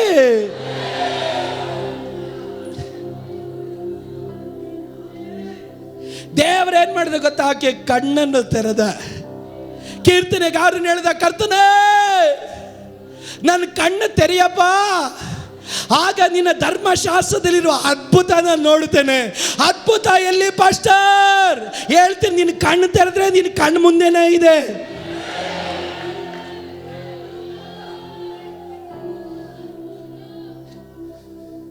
ನೀವು ಸ್ತೋತ್ರ ಹೇಳಬೇಕು. ಇವತ್ತು ನೀವು ಗಟ್ಟಿಯಾಗಿ ಸ್ತೋತ್ರ ಹೇಳಬೇಕು. ಪಾಸ್ಟರ್ ಅದ್ಭುತ ಎಲ್ಲಿ? ಕಣ್ಣು ಮುಂದೆನೇ ಇದೆಯಪ್ಪ.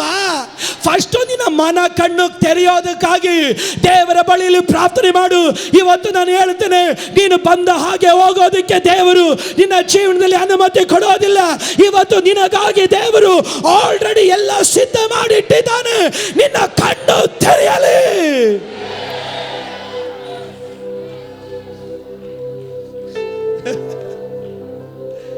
ಪ್ರಶ್ನೆ ಮಾಡ್ತೀಯಲ್ಲ, ದೇವರು ನನ್ನ ಜೀವನದಲ್ಲಿ ಏನ್ ಮಾಡ್ದ? ಕಣ್ಣು ತೆರೆದ್ರೆ ಪ್ರಶ್ನೆ ಮಾಡಲ್ಲ ನೀನು. ದೇವರು ನನ್ನನ್ನು ಕೈ ಬಿಟ್ಬಿಟ್ನಾ? ನಿನ್ನ ಕಣ್ಣು ತೆರೆದ್ರೆ ನೀನು ಯಾವತ್ತೂ ಪ್ರಶ್ನೆ ಮಾಡೋದಕ್ಕೆ ಹೋಗೋದಿಲ್ಲ.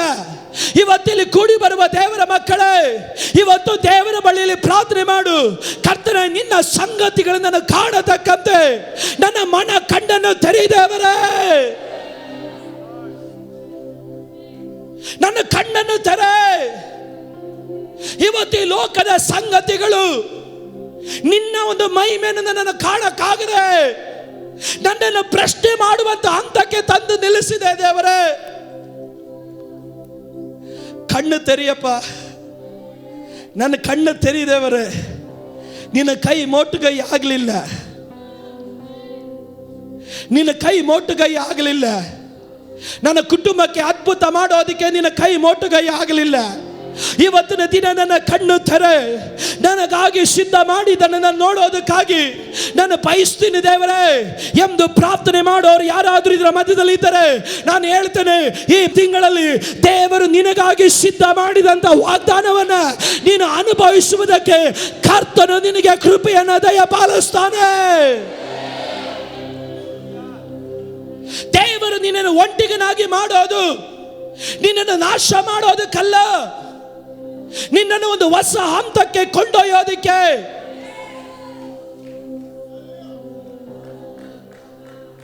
ಈ ಹದ್ದು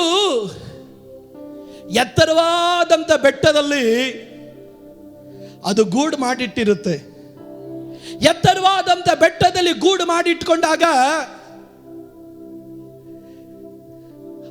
ಆ ಮೊಟ್ಟೆ ಎಲ್ಲ ಒಡೆದು ಬಿರುಕೊಡೆದು ಮರಿಗಳು ಹೊರಗಡೆ ಬಂದರೆ ಅಮ್ಮ ಯಾವಾಗಲೂ ಅದಕ್ಕೆ ತಂದು ಕೊಡ್ತಾ ಇರುತ್ತೆ.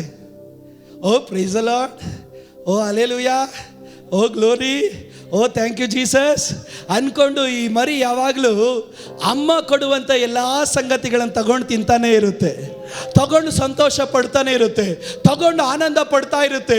ಈ ತಾಯಿ ಅದು ನೋಡುತ್ತೆ, ಅಪ್ಪ ನೀನು ಇಲ್ಲಿ ಕುಳಿತುಕೊಂಡೇ ನೀನು ಎಲ್ಲ ತಿಂತಾ ಇದ್ರೆ ನಿನ್ನ ಮೇಲೆ ಒಂದು ಕರೆ ಇದೆ, ನಿನ್ನ ಒಳಗಡೆ ಒಂದು ಶಕ್ತಿ ಇದೆ, ನಿನ್ನ ಮೇಲೆ ಒಂದು ಉದ್ದೇಶ ಇದೆ. ಯಾವಾಗ ನೀನು ಅದನ್ನು ಅರ್ಥ ಮಾಡಿಕೊಳ್ಳೋದು, ನಿನಗೆ ಈ ಬಂಡೆ ಅಲ್ಲ, ಈ ಗೂಡಲ್ಲ, ನೀನು ಕಾಣಬೇಕಾಗಿರೋದು ಉನ್ನತವಾದುದು ಮೇಲ್ಗಡೆ ಸಿದ್ಧವಾಗಿದೆ, ನೀನು ಅಲ್ಲಿಗೆ ಹೋಗಬೇಕು. ತಾಯಿ ಏನು ಮಾಡ್ತಾಳೆ ಗೊತ್ತಾ, ಮೇಲ್ಗಡೆಯಿಂದ ಅದಕ್ಕೆ ಆಹಾರ ಕೊಡಬೇಕಾದ್ರೆ ಕೆಳಗಡೆಯಿಂದ ಗೂಡು ಕೀಳ್ತಾನೆ ಇರ್ತಾಳೆ. ಮೇಲ್ಗಡೆ ಎಷ್ಟು ಒಳ್ಳೇದು ಬರ್ತಾ ಇರುತ್ತೋ ಕೆಳಗಡೆ ಅಷ್ಟು ಕಂಫರ್ಟ್ ಝೋನನ್ನು ಯಜಮಾನನ ತೆಗಿತಾ ಇರ್ತಾನೆ. ಮೇಲ್ಗಡೆಯಿಂದ ನೀನು ಹೊಟ್ಟೆ ಎಷ್ಟು ತುಂಬ್ತಾ ಇರುತ್ತೋ ಅಷ್ಟು ಯಜಮಾನ ಏನು ಮಾಡ್ತಾನೆ, ಗೂಡನ್ನು ಕೀಳ್ತಾ ಇರ್ತಾನೆ. ಅಲ್ಲಿ ನಿಧಾನವಾಗಿ ರೆಕ್ಕೆ ಬೆಳೆಯುತ್ತೆ, ಪುಕ್ಕ ಬೆಳೆಯುತ್ತೆ, ಅದಕ್ಕೆ ಸ್ವಲ್ಪ ಸುಂದರ ಎಲ್ಲ ಕಾಣುತ್ತೆ, ಅದು ಗಾತ್ರ ಎಲ್ಲ ಉಂಟಾಗುತ್ತೆ. ಒಂದು ಫೈನ್ ಟೈಮ್ ನೋಡಿ ಈ ತಾಯಿ ಹತ್ತು ಏನು ಮಾಡ್ತಾಳೆ ಅಂದರೆ ಗೂಡನ್ನ ಆ ಮೇನ್ ಕಂಬವನ್ನ ಏನ್ ಮಾಡ್ತಾಳೆ, ಎಳಿತಾಳೆ. ಎಳೆದಿದ್ದೆ ತಡ ಉನ್ನತವಾದ ಬೆಟ್ಟದಲ್ಲಿದ್ದಂತ ಈ ಮರಿ ಹದ್ದು ಮೇಲ್ಗಡೆಯಿಂದ ಕೆಳಗಡೆ ಬೀಳುತ್ತೆ. ಆಕೆ ಚಿಂತೆ ಮಾಡ್ಲು, ನನ್ನ ಜೀವನ ಮುಗಿದೋಯ್ತು, ನನ್ನ ಅಮ್ಮ ನನ್ನನ್ನು ಕೈ ಬಿಟ್ಬಿಟ್ಲು, ನನಗೆ ಎಲ್ಲ ದ್ರೋಹ ಮಾಡಿದ್ರು. ಇದು ಯಾವಾಗ ಮೇಲಿಂದ ಕೆಳಗಡೆ ಬಂದು ಕೆಳಗಡೆ ಬಂದು ಕೆಳಗಡೆ ಬಂದು ಕೆಳಗಡೆ ಬಂದು ನೆಲಕ್ಕೆ ಅಪ್ಪಳಿಸುತ್ತೋ ಕಾಣದಿರುವಂತ ಒಂದು ಕೈ,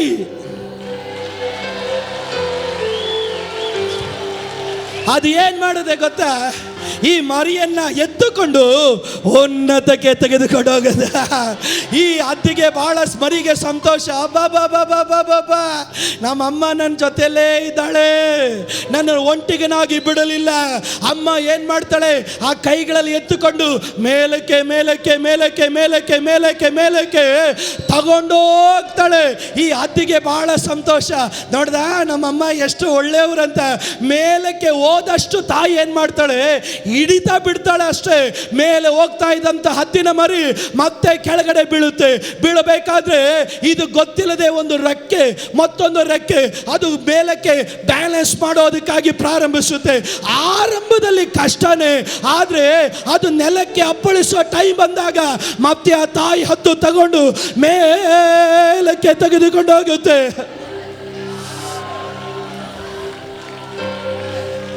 ಒಂದೆರಡು ಸಾರಿ ಮೂರು ಸಾರಿ ಮಾಡಿ ತಿರುಗಿ ಮೇಲಕ್ಕೆ ತೆಗೆದುಕೊಂಡು ಹೋಗಿ ಅದನ್ನು ಕೆಳಗಡೆ ಹಾಕಿದಾಗ ಈ ಹದ್ದಿಗೆ ಗೊತ್ತಿಲ್ಲದೆ ತನ್ನ ಒಳಗಡೆ ಇರುವಂತ ಆ ಪುಕ್ಕಗಳು, ಆ ರೆಕ್ಕೆಗಳು ತಾನಾಗಿ ಬಡಿಯೋದಕ್ಕಾಗಿ ಪ್ರಾರಂಭಿಸುತ್ತೆ.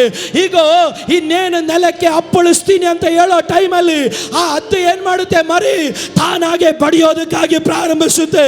ಮುಗಿದೋಯ್ತು ಅಂತ ಹೇಳ್ದಾಗ್ಲೇನೆ ಅದು ಗೊತ್ತು, ನನ್ನ ತಾಯಿ ನನಗಾಗಿ ಮೇಲೆ ಕಾಯ್ತಾ ಇದ್ದಾಳೆ, ನಾನು ಇಲ್ಲಿ ಒಂಟಿಗನಾಗಿ ಇರುವ ಅವಶ್ಯಕತೆ ನನಗಿಲ್ಲ, ನಾನು ನನ್ನ ತಾಯಿಯ ಸಂಗಡ ಉನ್ನತಕ್ಕೆ ನಾನು ಹಾರ್ತೇನೆ.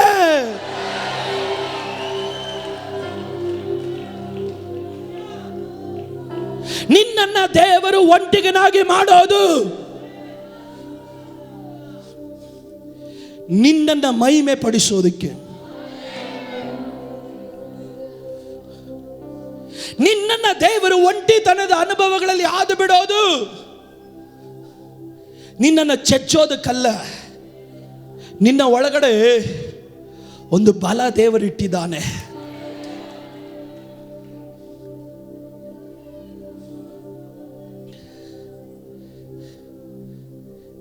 ಈ ಪ್ರಸಂಗ ನಿಲ್ಲಿಸ್ಬೇಕಾದ್ರೆ ಯೇಸು ಸುಮ್ಮನೆ ಕುರಿತಾಗಿ ಹೇಳದೆ ನಿಲ್ಸಕ್ಕಾಗಲ್ಲ.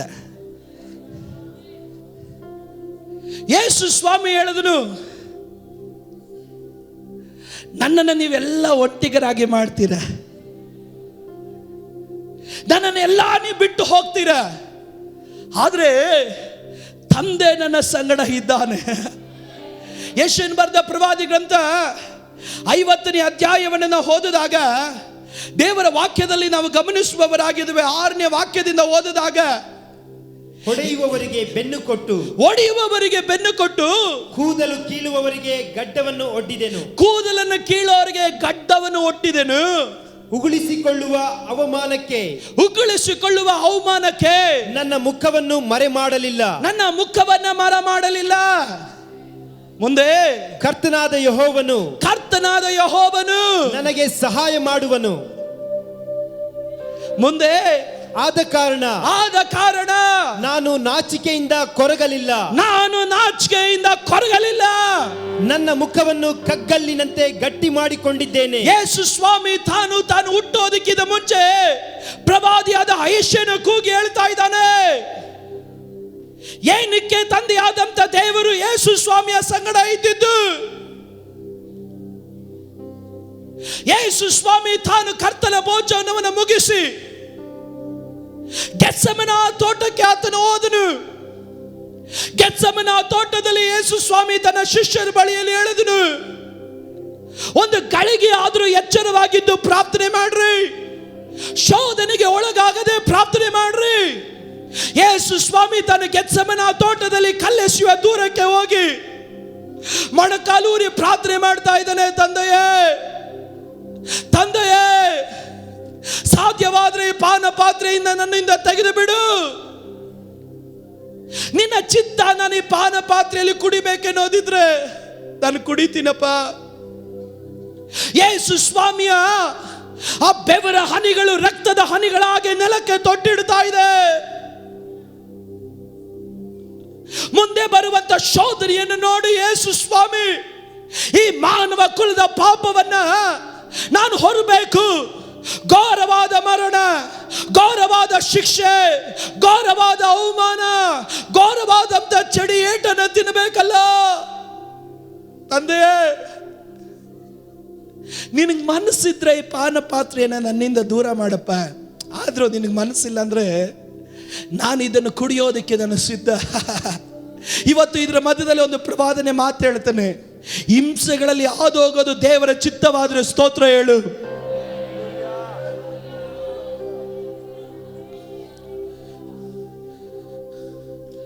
ಯೇಸು ತನ್ನ ಬೆವರಿನ ಹನಿಗಳು ರಕ್ತದ ಹನಿಗಳಾಗಿ ನೆಲಕ್ಕೆ ತೊಟ್ಟಿಡಬೇಕಾದ್ರೆ ಪ್ರಾಣ ಕೊಡ್ತೀನಂತ ಹೇಳಿದ ಶಿಷ್ಯರು ನಿದ್ದೆ ಮಾಡ್ತಾ ಇದ್ದಾರೆ. ಪ್ರಾರ್ಥನೆ ಮಾಡ್ತೀನಂತ ಹೇಳಿದ ಶಿಷ್ಯರು ನಿದ್ದೆ ಮಾಡ್ತಾ ಇದ್ದಾರೆ. ಏನೇ ಬಂದ್ರು ನಾನು ನಿನ್ನ ಜೊತೆ ಇರ್ತೀನಂತ ಹೇಳಿದ ಶಿಷ್ಯರು ಅವರೆಲ್ಲ ತೂಕಡಿಸಿ ನಿದ್ದೆ ಮಾಡಬೇಕಾದ್ರೆ ಯೇಸುವನ್ನು ಬಲಪಡಿಸೋದಿಕ್ಕೆ ಒಬ್ಬರು ಇಲ್ಲ. ತಂದೆಯಾದ ದೇವರು ನೋಡ್ದ, ಅಯ್ಯೋ 3.5 ವರ್ಷಗಳ ಕಾಲ ಪ್ರಾಣ ಕೊಡ್ತೀನಂತ ಹೇಳಿದವರು ಪ್ರಾರ್ಥನೆ ಮಾಡ್ತಾ ಇದ್ದಾರ, ನಿದ್ದೆ ಮಾಡ್ತಾ ಇದ್ದಾರೆ. ರೊಟ್ಟಿ ತಿಂದವರು 5,000 ಜನ ಇದ್ದಾರಾ? ಯಾರು ಇಲ್ಲ. ಮಗನು ಬಲಹೀನತೆಯಲ್ಲಿ ಹಾದು ಹೋಗಬೇಕಾದ್ರೆ, ವೇದನೆಯಲ್ಲಿ ಹಾದು ಹೋಗಬೇಕಾದ್ರೆ ಯಾರು ಇಲ್ಲದೆ ಇದ್ದಾಗ ತಂದೆ ಹೇಳಿದ್ರು, ದೂತ ನನ್ನ ಮಗನಿಗೋಸ್ಕರ ನೀನು ಹೋಗು, ಆತನು ಒಬ್ಬಂಟಿಗನಾಗಿದ್ದಾನೆ, ಅವನ ಜೊತೆಯಲ್ಲಿ ಯಾರು ಇಲ್ಲ, ನನ್ನ ಚಿತ್ತ ನೆರವೇರಿಸುವುದಕ್ಕೆ ಅವನು ಬೇಕು ಎಂದು ಹೇಳಿ ದೂತನನ್ನು ಕಳಿಸಿದನು. ದೂತನು ಬಂದು ಯೇಸು ಸ್ವಾಮಿಯ ಮೇಲೆ ಹೆಗಲನ್ನು ಹಾಕಿ ಆತನ ಮಾತಾಡ್ತಾ ಇದ್ದಾನೆ, ಯೇಸುವೇ ನೀನು ಒಬ್ಬಂಟಿಗನಲ್ಲಪ್ಪ, ಪರಲೋಕ ನಿನ್ನ ಸಂಗಡ ಇದೆ. ನೀನು ಹಾದು ಹೋಗುತ್ತಿರುವಂತ ವೇದನೆ, ನೀನು ಹಾದು ಹೋಗುತ್ತಿರುವಂತ ಹಿಂಸೆ, ನೀನು ಹಾದು ಹೋಗುತ್ತಿರುವ ಪ್ರತಿಕೂಲದಲ್ಲಿ ಯೇಸುವೇ ನೀನು ಒಬ್ಬಂಟಿಗನಲ್ಲ, ಪರಲೋಕ ನಿನ್ನ ಸಂಗಡ ಇದೆ.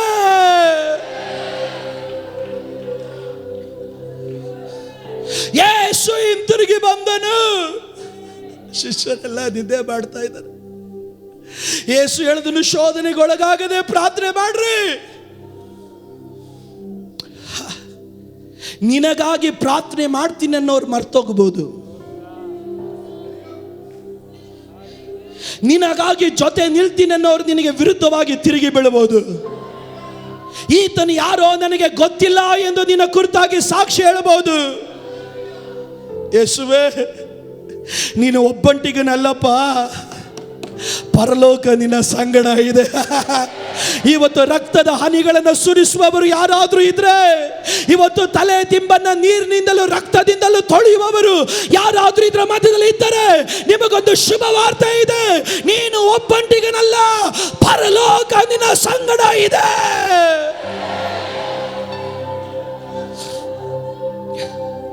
ಯೇಸು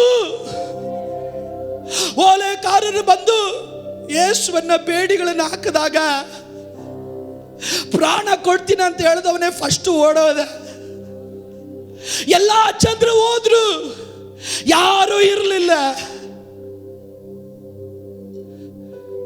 ಯೇಸು ಸ್ವಾಮಿಯನ್ನ ತೀರ್ಪಿನ ಮೇಲೆ ತೀರ್ಪು, ತೀರ್ಪಿನ ಮೇಲೆ ತೀರ್ಪು. ಆ ಕೇಫನ ಮನೆಯಲ್ಲಿ ಆವರಣದಲ್ಲಿ ಅವನ ತೆಗೆದುಕೊಂಡು ಹೋಗಿ ಹಾಕಿದಾಗ ಈಗ ಬಿಸಿ ಕಾಯಿಸುವವರು ಸುತ್ತಲೂ ಇದ್ದಾರೆ. ಯೇಸು ಸ್ವಾಮಿಯನ್ನೆಲ್ಲ ಹಾಕಿದಾಗ ಪೇತ್ರನನ್ನ ಯಾರೋ ಕೇಳೋದಿಲ್ಲ, ಅಮ್ಮ ಪೇತ್ರ, ನೀನು ಅವನ ಸಂಗಡ ತಾನೇ? ಆತನ ಯಾರೋ ನನಗೆ ಗೊತ್ತಿಲ್ಲ, ಅಷ್ಟು ಹೇಳಿದ್ರೆ ಸಾಕಾಗಿತ್ತಯ್ಯ. ಬೈಬಲ್ ಹೇಳುತ್ತೆ, ಶಪಿಸಿದನು.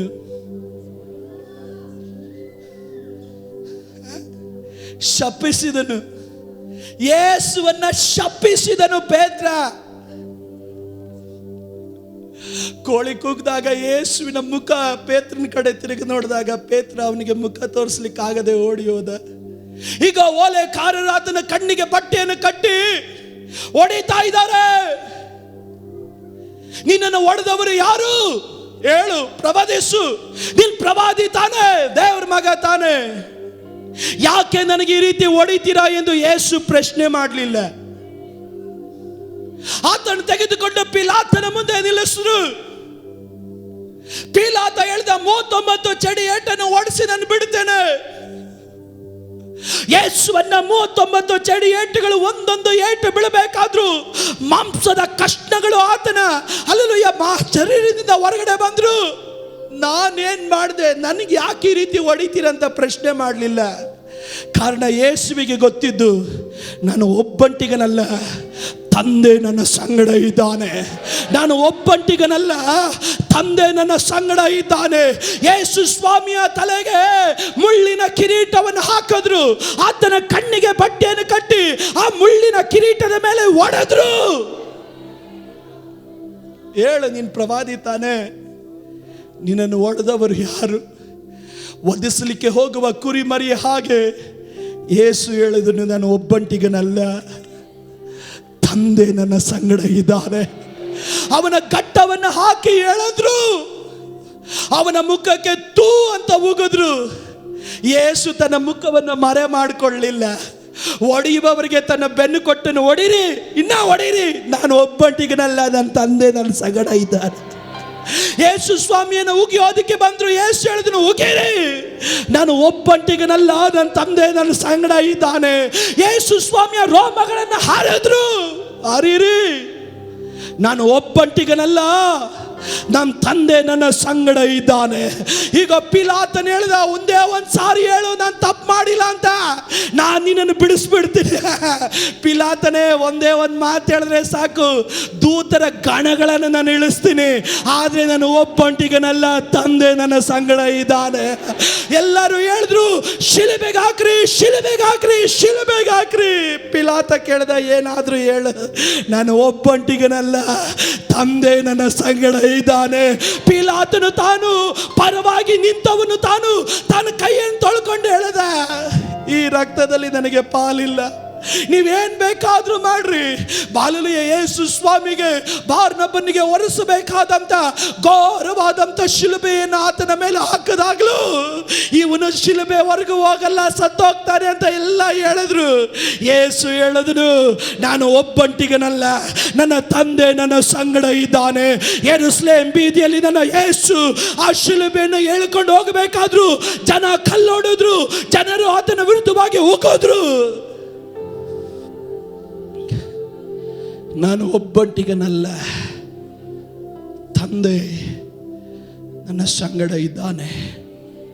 ಯೇಸು ಸ್ವಾಮಿಯನ್ನ ಘೋರವಾದಂಥ ರೀತಿಯಲ್ಲಿ ಯೆರೂಸಲೇಮಿನ ಪಟ್ಟಣದ ಹೊರಗಡೆ ಕರೆದುಕೊಂಡು ಹೋಗಿ ಕಪಾಲ ಎನ್ನುವಂಥ ಗೊಲ್ಗೊಥಾ ಸ್ಥಳದಲ್ಲಿ ಶಿಲುಬೆಗೆ ಹಾಕಿದಾಗ 3 ಆಣಿಗಳಲ್ಲಿ ತೂಗಾಕಲ್ಪಟ್ಟಾಗ ಜನ ಎಲ್ಲ ಹೇಳಿದ್ರು, ನೀನೇ ತಾನೇ ಯೇಸು, ನೀನೇ ತಾನೇ ಮೆಸ್ಸಿಯನು, ನೀನೇ ತಾನೇ ಹೋಸೇನ ಆಡಿಸಿಕೊಂಡವನು, ನಿನ್ನನ್ನು ಬಿಡಿಸ್ಕೋ, ಸಾಧ್ಯವಾದ್ರೆ ನಿನ್ನನ್ನು ಬಿಡಿಸ್ಕೋ, ಸಾಧ್ಯವಾದ್ರೆ ಶಿಲುಬೆಯಿಂದ ನೀನು ಇಳಿದು ಬಾ. ಯೇಸು ಗಟ್ಟಿಯಾದ ಸ್ವರದೊಟ್ಟಿಗೆ ಕೂಗಿ ಹೇಳಿದನು, ನನ್ನ ತಂದೆಯೇ, ನನ್ನ ತಂದೆಯೇ, ಇವರು ಏನ್ ಮಾಡ್ತಾ ಇದ್ದಾರೆ ಗೊತ್ತಿಲ್ಲ, ಇವನ್ನ ಕ್ಷಮಿಸು.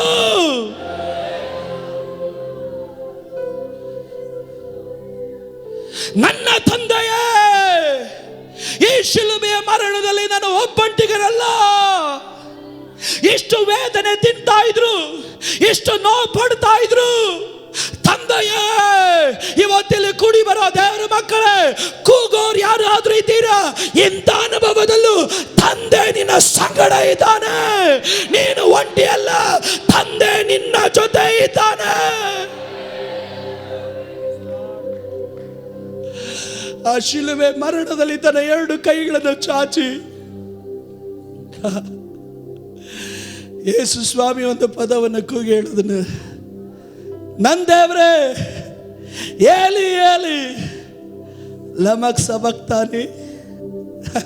ನನ್ನ ದೇವರೇ, ನನ್ನ ದೇವರೇ, ಯಾಕೆ ನನ್ನನ್ನು ಕೈ ಬಿಟ್ಟೆಪ್ಪ, ಯಾಕೆ ನನ್ನನ್ನು ಕೈ ಬಿಟ್ಟೆ?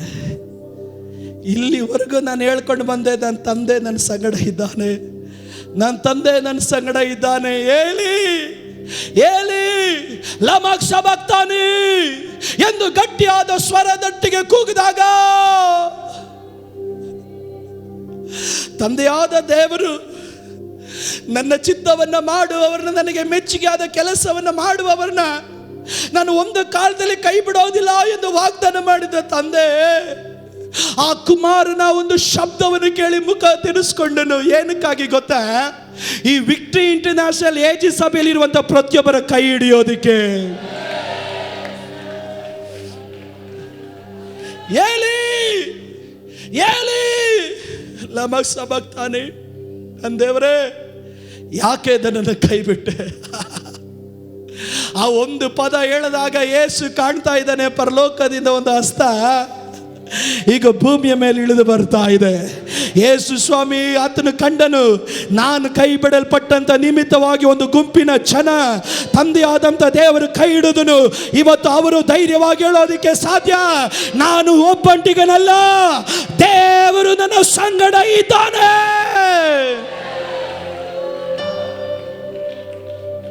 ಸೂರ್ಯ ಚಂದ್ರರು ಮರೆಯಾದರು, ಭೂಮಿ ಭೂಕಂಪವಾಗಿ ಕದಲಲಿಕ್ಕಾಗಿ ಪ್ರಾರಂಭವಾಯಿತು.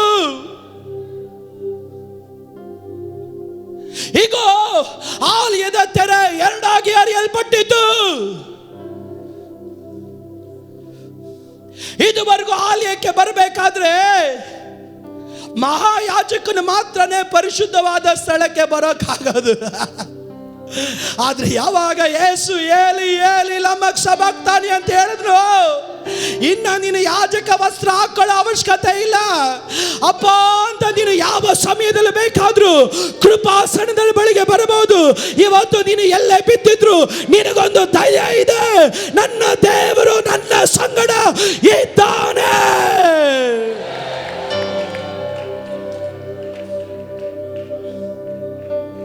You are not alone. God is with you. ದೇವ ಪ್ರಸನ್ನತೆ ಸ್ಥಳ ತುಂಬುತ್ತಾ ಇದೆ. ದೈವ ಸಾನ್ನಿಧ್ಯ ಈ ಸ್ಥಳವನ್ನು ಆವರಿಸದೆ. ನೀನೇನು ಮಾಡೋ ಅವಶ್ಯಕತೆ ಇಲ್ಲ. ಆ ಹೋರಾಟ ನೋಡಿ, ಆ ಪ್ರತಿಕೂಲಗಳು ನೋಡಿ, ಇವತ್ತು ಶಿಲುಬೆಯ ಹಾಗೆ ಅನುಭವಗಳು ನಿನ್ನ ಜೀವನದಲ್ಲಿ ಇರ್ಬೋದು. ಆದರೆ ನನ್ನ ಮುಖ ತಪ್ಪಿಸಲ್ಲ, ನಾನು ಬೆನ್ನು ಕೊಡ್ತೀನಿ. ಹರಿಲಿ, ಗಡ್ಡ ಹರಿಲಿ, ಮುಖಕ್ಕೆ ಕುಗಿಲಿ, ಶಿಲುಬೆಗೆ ಹಾಕಲಿ. ಆದರೆ ನಾನು ಒಂಟಿಗನಲ್ಲ, ತಪ್ಪಿಸ್ಕೊಳಕ್ಕೆ ಹೋಗಲ್ಲ. ಮರೆ ಮಾಡಕ್ಕೆ ಹೋಗಲ್ಲ. ನಾನು ನಿಂತು ದೇವರ ನಾಮಕ್ಕಾಗಿ ಸಾಕ್ಷಿಗರಿಸ್ತೇನೆ. ನಾನು ಒಂಟಿಗನಲ್ಲ, ದೇವರು ನನ್ನ ಸಂಗಡ. ಕೈಗಳನ್ನ ಮೇಲೆ ಎಲ್ಲರೂ ಎದ್ದು ನಿಂತು ಯೇಸುವೆ, ಕೈಗಳನ್ನ ಮೇಲೆ ಯೇಸುವೆ, ಕೈಗಳನ್ನೆಲ್ಲರೂ ಎದ್ದು ಗಟ್ಟಿಯಾಗಿ ಯೇಸುವೆ, ಇನ್ನ ಗಟ್ಟಿಯಾಗಿ ಯೇಸುವನ್ನು ಕೂಗಿ ಕರೆಯಬಹುದು. ಇನ್ನ ಗಟ್ಟಿಯಾಗಿ ಸ್ಥಳದಲ್ಲಿ ಯೇಸುವನ್ನು ಕೂಗಿ ಕರೆಯಬಹುದು. ಇನ್ನ ಗಟ್ಟಿಯಾಗಿ ಯೇಸುವನ್ನು ಈ ಸ್ಥಳದಲ್ಲಿ ಕೂಗಿ ಕರೆಯಬಹುದು. ಇನ್ನ ಗಟ್ಟಿಯಾಗಿ ನೀವು ಯೇಸುವನ್ನು ಕೂಗಿ ಕರೆಯಬಹುದು. ಇನ್ನ ಗಟ್ಟಿಯಾಗಿ ನೀವು ಯೇಸುವನ್ನು ಕೂಗಿ ಕರೆಯಬಹುದು. ಇನ್ನ ಗಟ್ಟಿಯಾಗಿ, ಇನ್ನ ಗಟ್ಟಿಯಾಗಿ, ಇನ್ನ ಗಟ್ಟಿಯಾಗಿ, ಇನ್ನ ಗಟ್ಟಿಯಾಗಿ. ನಾನು ಒಬ್ಬಂಟಿಗನಲ್ಲ ಅಂತ ಹೇಳುವವರು ಮಾತ್ರ ಗಟ್ಟಿಯಾಗಿ ಕೂಗಿ ಕರೆಯಿರಿ. ನಾನು ಒಬ್ಬಂಟಿಗನಲ್ಲ ಎಂದು ಹೇಳುವವರು ಮಾತ್ರ ಕೂಗಿ ಕರೆಯಿರಿ. ಅಲ್ಪ ನಿಮಿಷ ಗಟ್ಟಿಯಾಗಿ ಮೈ ಮರೆತು ಗಟ್ಟಿಯಾಗಿ ಗಟ್ಟಿಯಾಗಿ ಗಟ್ಟಿಯಾಗಿ ಗಟ್ಟಿಯಾಗಿ ಗಟ್ಟಿಯಾಗಿ ನಿಮ್ಮ ಬಾಯಲ್ಲಿ ಬೇರೆ ಏನು ಬರೋದು ಬೇಡ. ಯೇಸುವೇ ಯೇಸುವೇ ಯೇಸುವೇ ಯೇಸುವೇ ಬರ.